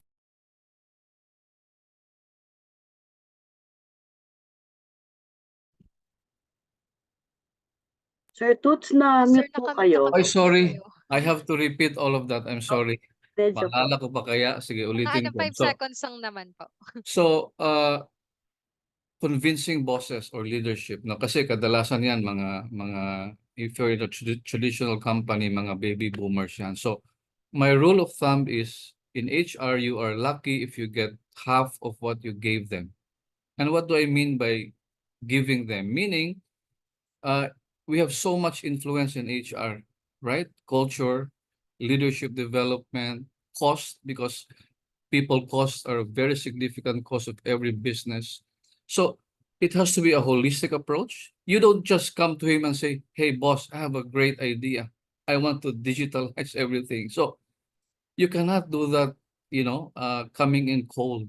You have to build that reputation. You have to build that track record that you're adding value to the company, and all of your ideas towards digital transformation will just be self-liquidating because you have done the groundwork in ensuring that you have a great culture, you have great leaders as part of leadership development, you have a competitive structure, compensation structure, you have all facets of HR. I'm sure all of the 50 plus attendees today are in different parts of HR. So there's a lot that we can help the organization such that when we ask, when we try to propose, we have already provided them some value. Iyon lang talaga ang rule of thumb ng HR. You cannot just go there and ask for things. You have to give it first, and then the rest will just follow. I'm sure they're open to it. They are not in those roles kung hindi rin naman sila adaptive, supportive. I'm not saying 100%. Of course, there are still those that need improvement. But the leaders, the bosses that I encountered, very reasonable and very supportive naman. So, yun lang, it's not really just about coming in with a proposal, but building towards that reputation and track record that you're adding, HR is adding value to the organization. Thank you, Sir Toots. And I know that it's very important, as you said, to build that track record, that reputation with the management to get their buy-in. Now, on to the next question. I want to touch base with our actual topic, which is in HR and data analytics in talent attraction strategies. In your experiences, in all of your experiences, what is your experience in applying data analytics to enhance talent attraction? And specifically, since most of the manufacturing are in Cavite or in Calabarzon, how can we apply this to the manufacturing industry? Yeah, I think one of the things that you will have to look at, because I used to work in the automotive industry, so most of the places that I used to go is in Laguna. So those areas, the areas where the factories are available. I think when we talk about data analytics, let me just first define what it is. No, because data analytics is so big and broad, and some people, especially in the HR community, would think that it's not. There's no data analytics in HR. Where in fact, it is a total opposite. We are always confounded with data every single day. You have your age of your employees, you have your location of your employees, where do they live, how many are they in the family, what are the different work that they've done, where did they come from, all of this demographic data, that your employee have, even the target market, the applicants that you are trying to attract. You have information on social media. You have that available in the digital space. So I think specifically to answer your question, Jarina, is that understanding how to use AI to be able to extract this information. It is only now, out of the 20 years that data has been existing, only because of the pandemic, right, that we're able to access information for free. Before, when I was still an HR in the traditional and also in the multinational 10 years ago, you'll have to buy data. This is in the thousands of dollars.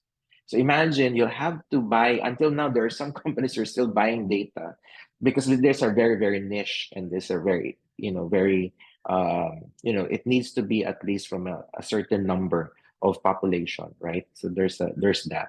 So as part of the survey data. But, now more than ever, you have access to, the cloud, you have access to the digital space, utilizing the right artificial intelligences out there, or just subscribing to certain platforms, you have access to data now as low as $199. That's like how much? 10,000 pesos. In comparison, if you're buying from, I don't want to say the names because we might get sued, but these companies that sell data, just 2 years ago, we were able to buy it for 5 million pesos. So imagine that's $100,000. And just to be able to extract benefits and also total rewards data across 1,000 companies in the Philippines, because that's where they're doing their survey. So this is a question of, again, agility, being able to understand and recognize where does your information come from. So in the manufacturing, you also have data in data banks, especially example, if you have your job platforms, you can actually buy this from them, because there's millions of people who are applying, and they have their resumes and CVs submitted to them. So they can actually extract information very, very specific to certain industries, to certain sectors, and even demographics, that what are the profiles of applicants that go, to manufacturing. And you can get a slice of the different departments that you have, whether it's going to be from production line, in terms of project management skills, in terms of purchasing, logistics, supply management, in terms of service, in terms of customer relations, in terms of, all of this, very important stuff for a certain industry or a certain group of companies. So understanding where to get them and what is the access that you need, now more than ever, you're able to utilize digital space to your advantage. So data analytics per se is not a computation. Let's just say it out there. You don't need a calculator for this. The AI should be able to do that for you. Or the companies that has digital platforms can do this for you. Now the thinking in data analytics, again, to answer your question, is the upscaling and upskilling of the skill sets of the leaders. Now you're able to buy a 10,000 peso data. The question is what they're going to do with it, right? That's the question. Do you have enough agile skills to be able to utilize this data and translate it into a talent attraction strategy whether you're going to, do a brand marketing or branding or a culture rehash, or you're going to do a persona creation, or you're going to have, either different multimedia or omni-channel approach. So these are the things that you can only do so with the data that you have, because data analytics is just the data. What you do with the data is more important. If you don't know how to use the data won't be useful to you if you don't know how to translate it into a useful strategy, e- especially for our topic today about talent strategy and talent attraction and understanding also minimum wages, understanding market equity, internal equity, compression inside your organization, also understanding the comparison between job levels, job ranks, even creation of your salary matrix. This also can be done using your data analytics because you understand your demographics and your industry that you are connected in, specifically example for manufacturing. I hope that answers a portion of that question. I'll leave it to Toots and Janine for the others. Mhm. Connecting it siguro no with how Sir Marvin also was able to illustrate it. Based on experience, at least with the industry that I'm in, and that I was exposed to, data analytics has been very helpful to our organization in the development sector. Because we were able to understand that we are not only losing our talents to our main competitors. So even yung data na nakuha natin even during exit interviews, they're very helpful. No, again, they are not just numbers. You will have to dig and you have to understand your numbers and to really look into the details.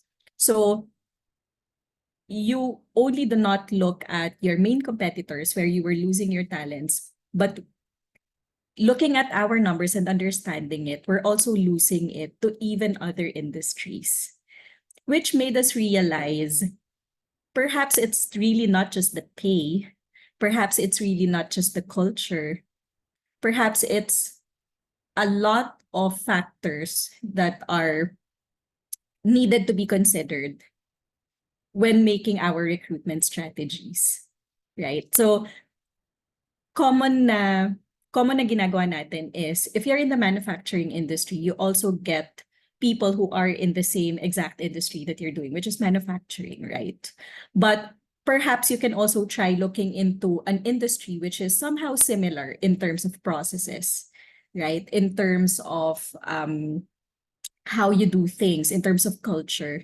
Because perhaps yun yung mas magiging effective sa atin without being too costly also. Maybe it's just a little shift in the industry that we're looking at, right? So data analytics was able to provide us that leverage also. It allowed us to cast a bigger net, a wider net on where we could actually look for talents.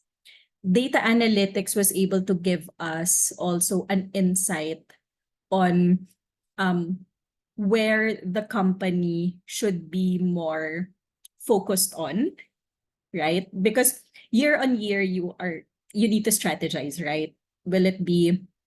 Do we have to focus first on the benefits this year? Do we need to do a review of our salary structure, of our pay structure for us to remain competitive also, right? But there will come a point wherein you have already exhausted all those innovations, all those increases. You're at the 50th percentile already in the industry, right? So you need to look at other things wherein you can also leverage so that your data will be able to make you understand on where the organization is and where it needs to go. So yun siguro. You need to start somewhere so you can start collating your data already now, whatever that you have. We only started data analytics, I think, 2 years ago. So we're still in the process of actually making use of the data that we have, understanding the data that we have, and use it as leverage also on where we would want our organization to go so that we will be able to leverage on what we already have and for us to achieve what we would want to achieve in the next 3 to 5 years.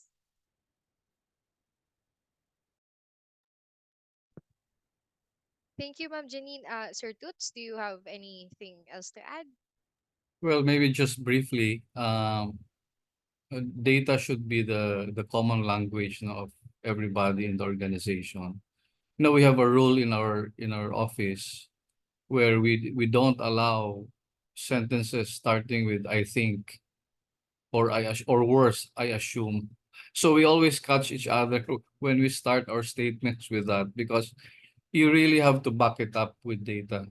Whether you're proposing, talent acquisition strategies, you have to look at your attrition and see why, people are actually leaving. The easy suspect is always pay. It's never pay, this day and age. People nowadays, while they express it that it's pay, there's something behind that, right? So we cannot be beginning our proposals with assumption. It has to be data driven. And in fact, in our recruitment business, we have two companies kasi. The IT staffing, where I'm HR director, and then A7 recruitment is our placement business. So parang kasama na rin advertisement dito, no? So if recruiting is something that you want to not to specialize in, there are expert recruitment firms that handle that for you. Because ours is not only a wealth of data, but a wealth of insights. We have been doing this, Sir Marvin, since the Y2K bug. I'm not sure if you're old enough to know that era, no? I'm sure most of the people here are young ones, so hindi na nila naintindihan yung Y2K. So we started our organization started from that era, no, crossing 1999 to 2000. So in our placement business, we analyze all the numbers that we see on the board, no, from endorsements, client interviews, client decisions, and then all the way to the actual placement. And our business we already computed it, Sir Marvin, Miss Janine. For last year, I even have the number. We touched 3,383 candidates last year, January 1 to December 31. We only placed 88. So if you compute the success rate of that, 88 over 3,383 times 100, that's a 2%, 2.6% success rate. So we are willing to do that for the client. So you don't have to do that. So give us all the work in finding the talent that you need. If you want to focus on other key HR initiatives, and the recruiting partners will do that for you. So if you could imagine the effort of 97.4% only to get the 2.6%, that's costly for the company. So of course there are placement fees, and that has really to be justified. But I'm telling you, this is 2.6% success. So and that's a classic example of how we respect data and use it really to the advantage also of our clients. So never start the statement with I assume or I think. So you have to present first the support for your argument or proposal for that matter. Thank you, Sir Toots, Ma'am Janine, and Sir Marvin. We have a question from our audience coming from La Rose, Nor, Philippines. Is there any ATS platform that you can recommend, sir, that is most cost effective?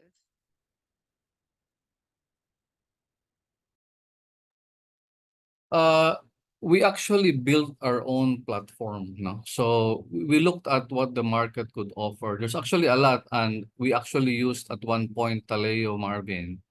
But somehow we saw that there's a uniqueness in our process that we really need to drill down. So we built our own about 2 years ago, and and our end goal really is to also have our clients use it. So in other words, the future that we think of is that while we serve your recruitment needs, you are part of that system. Now, if you want to continue to do in-house, I wouldn't probably recommend any brand, but there are actually good ones there. Of course, there are enterprise systems that are more costly, but mind you, there are lots of Filipino startups that are doing it, no? For one, there's this local company which started out as payroll, and they started to expand on ATS or CMS, candidate management system. But the foreign brands are also there. It also depends on your size, actually. So the larger the organization, the better the economies of scale.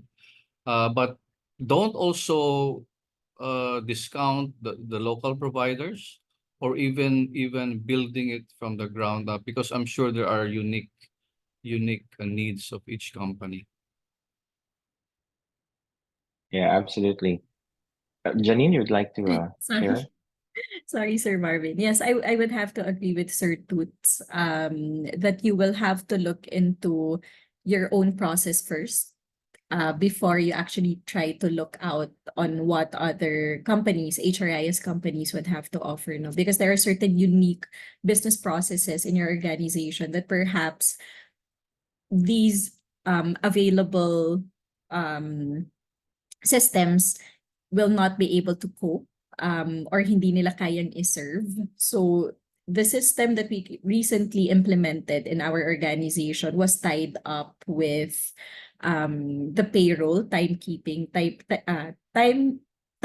and payroll processes that we currently have. No? So these are the two top priorities actually of the organization. That's why we had to look for a company or at least an HRIS which actually serve those purpose first. And then tinanong lang namin if they are capable also of having additional modules to be implemented in the organization, just in case that there will already be, you know, a push or a drive from management to also include other modules in HR when it comes to priorities. But you will have to look into the size of your organization. You will have to look into the priority, the current priority of the organization. No, will it just be ATS? Is it just ATS?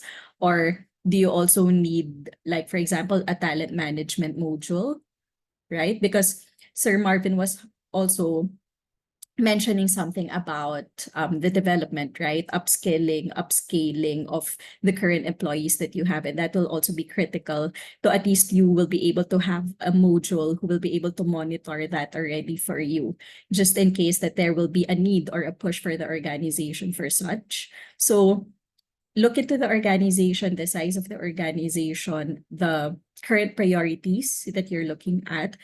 When you get to talk to the different providers, and I have to agree with Sir Toots to look into the local systems first, because there are a lot already available in the market, which are less pricier.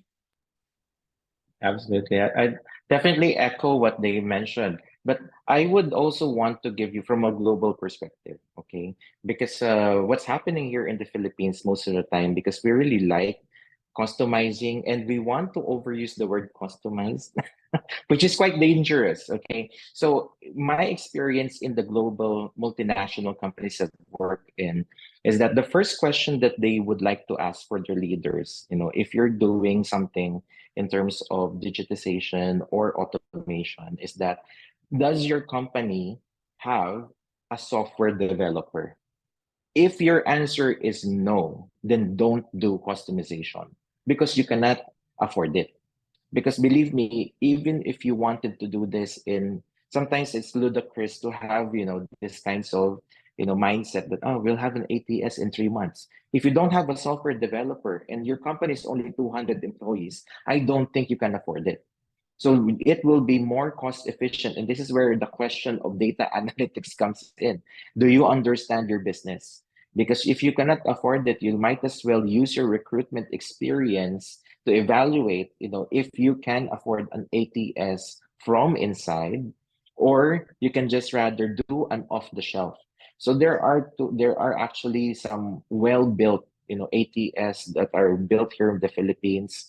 You have of course, you have Sprout Solutions, you have Oracle, you have Taleo, which is an international brand. There's also Pinpoint, you have Trackstar, Clear Company, Talent Reef. There's so many. And this is like only like $8 every person, every access, as low as that. And the Filipino businesses, like example, Sprout Solutions, I've worked with them before, they can actually provide you like 50 pesos. Imagine $1, per account, meaning per person that you'll need to start with. So imagine if you have 200 employees, that's 50 pesos, that's only 10,000 pesos, right? So rather than hiring a person, right, you might need like two people who needs to be paid the minimum wage of Metro Manila, which is now around 15,000 pesos. That's 30,000. And the good thing with AI and digital is that 30,000 is well spent versus two encoders that doesn't know what to do. Right? So that's where you compare the specs. You need to choose, what the problem you're trying to resolve and who will need to use it and what other tools and what the outcomes are important for you, so that when you look at your organization, you'll be able to understand what is important to you. So there are specifics, example that you wanted to look at from an ATS perspective. PEME, 201 creation, like SSS Pag-ibig PhilHealth. It needs to be Philippine based. Sometimes these problems, arise because, this is cheap. I only saw it, but it doesn't comply with the requirements of the government here in the Philippines, like SSS integration, BIR using the OROS, right? You need to do that, ensuring that you have PhilHealth access, you have SSS, and etc. Right? And needs to comply. So that example, if you're like what Janine mentioned, you might as well look at the modules for payroll and timekeeping, because that's the whole gamut of the 201 file. So you can already move them from the ATS, going to 201, going to timekeeping and payroll, so that when you needed to extract data for DOLE requirements, like your WAIR, right? Like example for your 1020, your rule 1020, right? Even for your BIR, which you might needed to be required to submit your payroll register. This information are already embedded in your ATS or 201 or HRIS system. So sometimes it is good to look at your vendor managers. What are they offering to you? It might be much cheaper to bundle it with other off-the-shelf requirements for you, rather than, okay, I'll buy ATS today, and then I'll buy HRIS tomorrow, and then I'll buy another payroll next time. So imagine you're buying different things, for different prices. But if you look at it from a rules-based, matching technology for your company, you might as well use the whole bundling system to make it more cost efficient for you. And you don't need to do it immediately as 100%. You can do it in phase one, phase two, phase three. You don't need to be, you don't need to be stressed out and pressured by the organization. And I just wanted to go through my last portion for this answer is that many companies don't want to approve it because the HR itself doesn't know how to use it. That's the biggest hurdle. So sometimes they say, "Oh, I want to buy this," and then most of the time, the leaders, the executives, and the owner will say, "So what does it do?" Uh, I just saw it from the other company they're using. Our competitor is using it. So you lose altogether in terms of the buy-in. So understanding, again, the matching technology to the needs for you. If you wanted to do an AI-based, candidate tracking feature with your payroll and your TKS, I think that's what you should be able to proactively source for your company. That's it. Thank you everyone for those very informative answers. We would like to wrap this up with just one last question from our participant because we are pressed for time. From Miss Ma Cristina Pelino. Hi panelists. I would like to inquire about your perspective on companies that utilize TikTok as strategy to showcase their company as a recruitment strategy. Perhaps I'll try to start because we've been, as a young, company, we've only been around the market for around 10 years, at least the current company that I've been in. So in terms of demographics, most of the employees are also within 30 to 40 of age. So we are heavy users of social media. And part of it is Facebook, like what I've been mentioning, LinkedIn. And we are trying to explore, at least in HR, explore TikTok as another platform. But it's more of, I think, for me, social media, apart from the features wherein you can optimize the use of it, right? And getting in touch with people, it's also a free branding strategy. So perhaps you can use it more as a branding strategy to give candidates or potential applicants of your company a preview of what you do in your organization, right? For example, an International Women's Day, what you did as an organization, you can post it there. During Christmas parties, even all the other activities that you do. Because again, these social media accounts are all free. So it will be very cost friendly to management, which I think they will agree. But you just need to be able to also make sure that that you use it properly. Because again, having social media as a focus in terms of strategy for recruiting will have its pros and cons. You cannot control also the public who would also send in mga negative comments if in case that you do your strategies there, right? So the more that you also expose your company there, the more that you expose yourself into these platforms, meron at merong effects na dadating dyan. For example, there's one ex-employee na hindi happy or hindi naging happy, they can also post it in your social media account, right?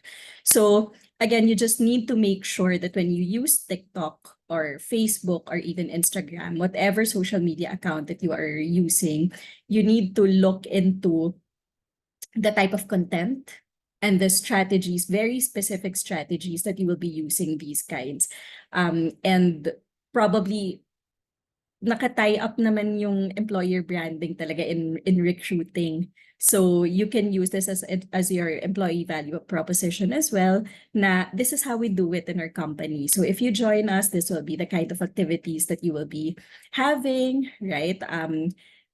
So I guess whatever platform it is that you choose, whether be it TikTok, Facebook, Instagram, or all of these platforms, it will have its pros and cons. So you need to be very mindful and cautious of the type of content and probably the restrictions, no, na pwede nating ilagay sa ating mga accounts.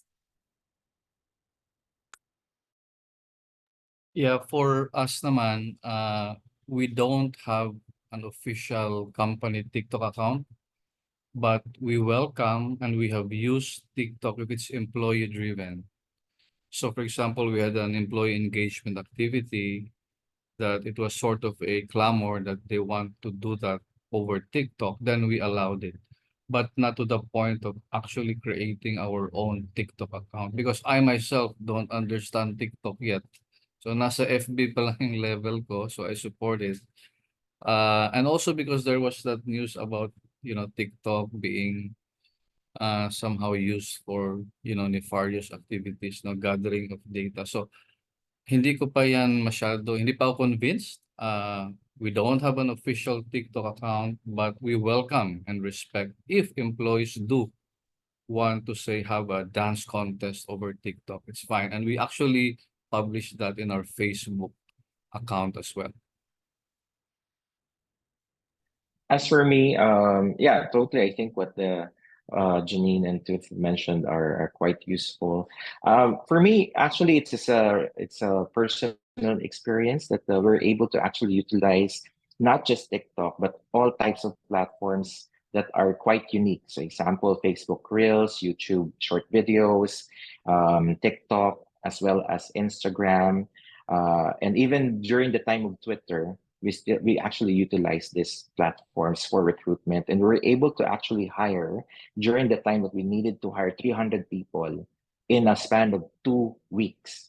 We were able to hire 350 people in those 2 weeks, being able to have those digital platforms available. And why is it important?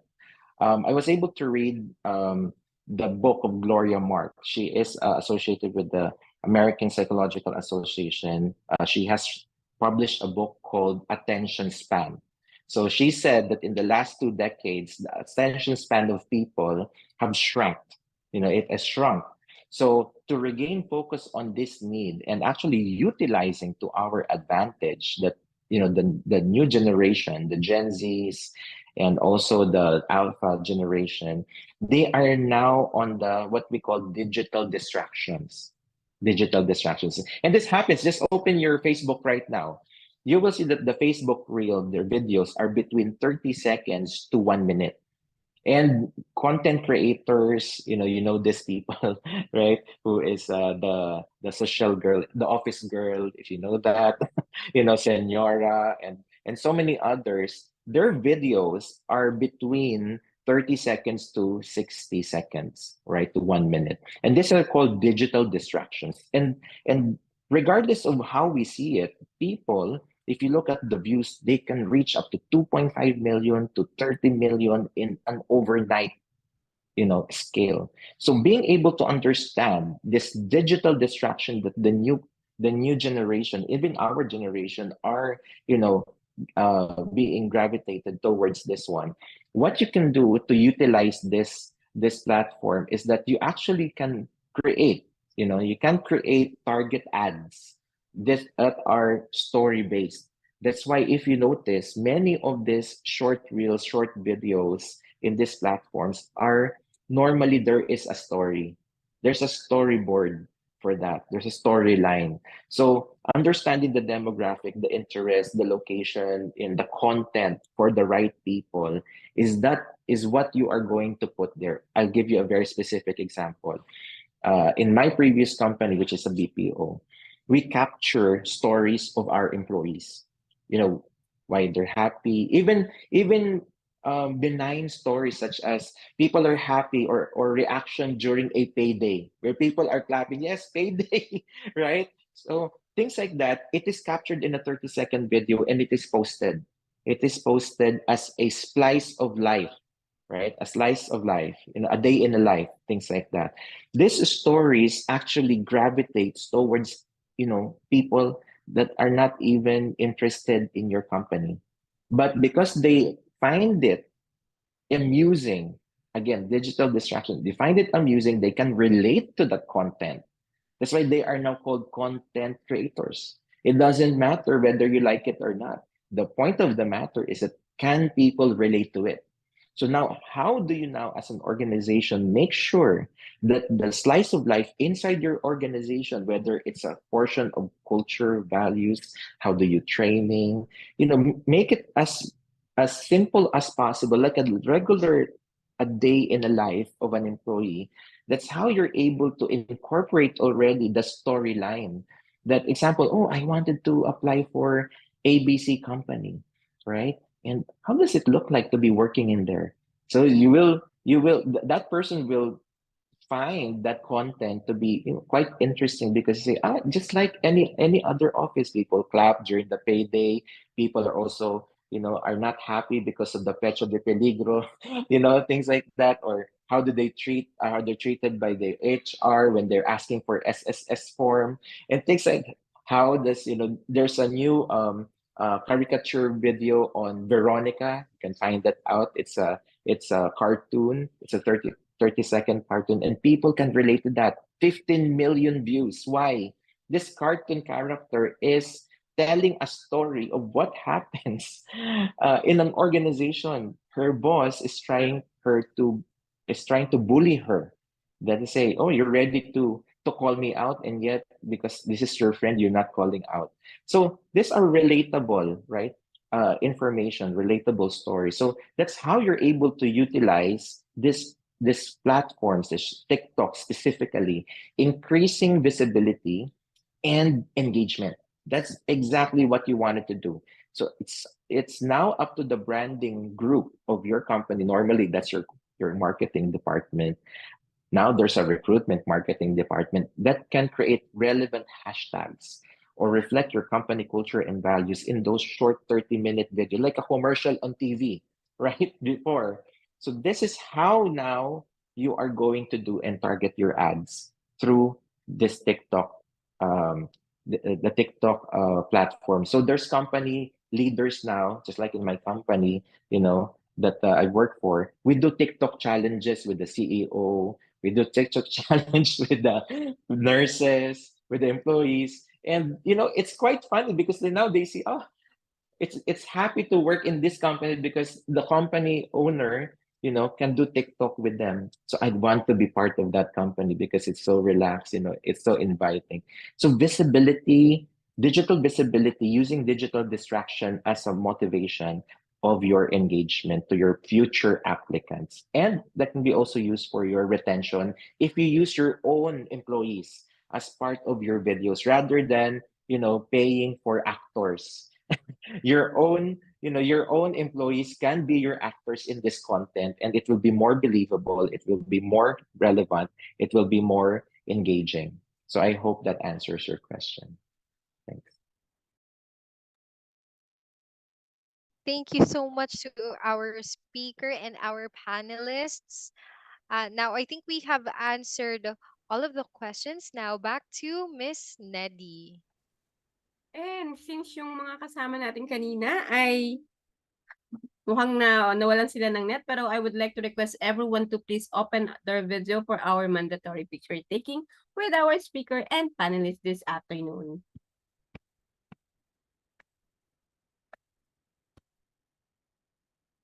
Okay, ayan, diba? Naglalabasan sila. Ang gaganda nila. So, sa ngayon, medyo parang one slide lang tayo. Nawala yung ating kaninang almost 70 participant, pati sa ating Facebook Live na nanood kanina po for almost 25 participant via Facebook. Maraming salamat po at sana po marami tayong natutunan this afternoon. Ma'am Jorina, can you please? Mas magaling ka sa akin dyan. Pag-picture. Yeah. Kaya ako ito namimiss eh. Yung taga-picture, magaling ka dun eh.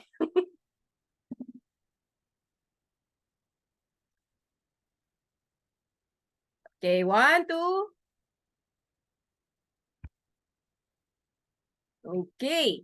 This afternoon po, HR Calabarzon would like to take this opportunity to thank our speaker for almost 4 years na hindi niya tayo tinatanggihan.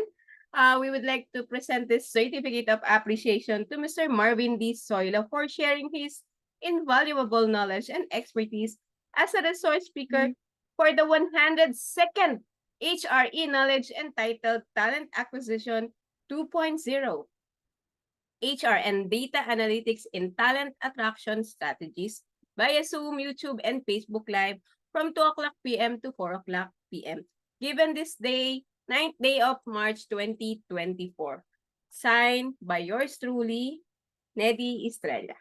Ma'am Jorina, please present our certificate of appreciation to our panelists. HR Calabarzon Group presents a certificate of appreciation to Santos C. Bunachita Jr. for sharing his invaluable knowledge and expertise as a panelist for the 102nd HRE Knowledge entitled Talent Acquisition 2.0 HR and Data Analytics and Talent Attraction Strategies via Zoom, YouTube, and Facebook Live at 2 p.m. to 4 p.m. given this 9th day of March 2024. Also, we would like to present this certificate of appreciation to Ma'am Janine M. Mina. Grabe ma'am, ang dami namin nakuha sa inyo. Hindi po nakakahalata na marami kayong experience pagdating sa recruitment. Thank you for sharing your invaluable knowledge and expertise as panelists for the 102nd HRE Knowledge entitled Talent Acquisition 2.0 HR and Data Analytics in Talent Attraction and Strategies via Zoom, YouTube, and Facebook Live from 2 o'clock p.m. to 4 o'clock p.m. Given this 9th day of March 2024 and signed by yours truly. Ma'am Janine, Sir Toots. Actually, Sir Toots, sorry nung una talaga. I thought it's it's a mom. But when I saw your profile, ay, mali ako. Sorry, Sir pala. Sir Toots, marami po salamat at marami po kami natutunan sa tagal nyo na sa recruitment. Grabe. Talagang ano. Wala parang pinaalis mo na ako, Nedy, ah. Ay, hindi po. Legendary po, legendary. Sir Marvin, thank you po. Ma'am Janine, thank you po. In behalf of the Board of Directors of HR Calabarzon, maraming salamat po sa pagbibigay nyo ng inyong oras. Ngayong hapon, alam ko pong masyado kayong busy. Even Sir Marvin, medyo nagkaroon pa kami ng struggle kanina. Thank you po sa inyong lahat. Muli po sa mga ka-HR namin. Ay, by the way, Sir, Toots, meron po ba kayong gustong i-announce or i-invite sa ating mga ka-HR in Calabarzon, NCR, and North Luzon? Well, if you need help in your recruitment efforts, we're always here to help you guys. As I said, we've been doing this for quite some time. And if you want to pass on the headache to us, we'll be happy and willing to help you. Yan lang, Ma'am Nedy. Thank you po. Thank you, Sir Toots. How about Ma'am Janine? Continue lang po supporting HR Calabarzon for more of the e-learning sessions din po. Thank you for the invite. Thank you, Ma'am Janine. Sir Marvin. Of course, I'd like to again thank HR Calabarzon, Nedrin, and all the board members for inviting me for the end time. As I always support the group. Please also go to our Facebook page, ASEAN HR Leaders Circle Philippines. We also have our videos with other international speakers there. And of course, you can always contact me through our Facebook page if in case, or you can also add me on my own Facebook page, Marvin Zoilo, if in case you might need any requirements for consulting or webinars like this. So thank you so much. Ma'am Zurina, do you have any thing to say with our HR Calabarzon? Muli po ulit sa lahat, maraming salamat kay Sir Marvin, ang ating speaker, ang napakagagaling nating mga panelists, si Ma'am Janine and si Sir Toots. At syempre, ang ating mga supporter from HR Calabarzon. Maraming salamat sa pag-a-attend. Muli po mula sa Board of Directors, maraming salamat po sa inyong patuloy na pagsuporta at patuloy na pakikipag-tune in sa HR Calabarzon para po kumpletuhin ang inyong weekend learning habit with HR Calabarzon. Muli mga ka-HR, maraming salamat at sa mga gusto pong mag-avail ng e-certificate, ipopost po natin ang ating QR code. Muli mga ka-HR, maraming salamat at magkita-kita po tayo on March 23. Bye, ka-HR! Bye! Thank you. Thank you. Congratulations. Thank you. Thank you. Thank you so much po. Thank you. Good Thank you, weekend. everyone. Happy anniversary, HR Calabarzon! Happy anniversary. Happy anniversary. Happy anniversary.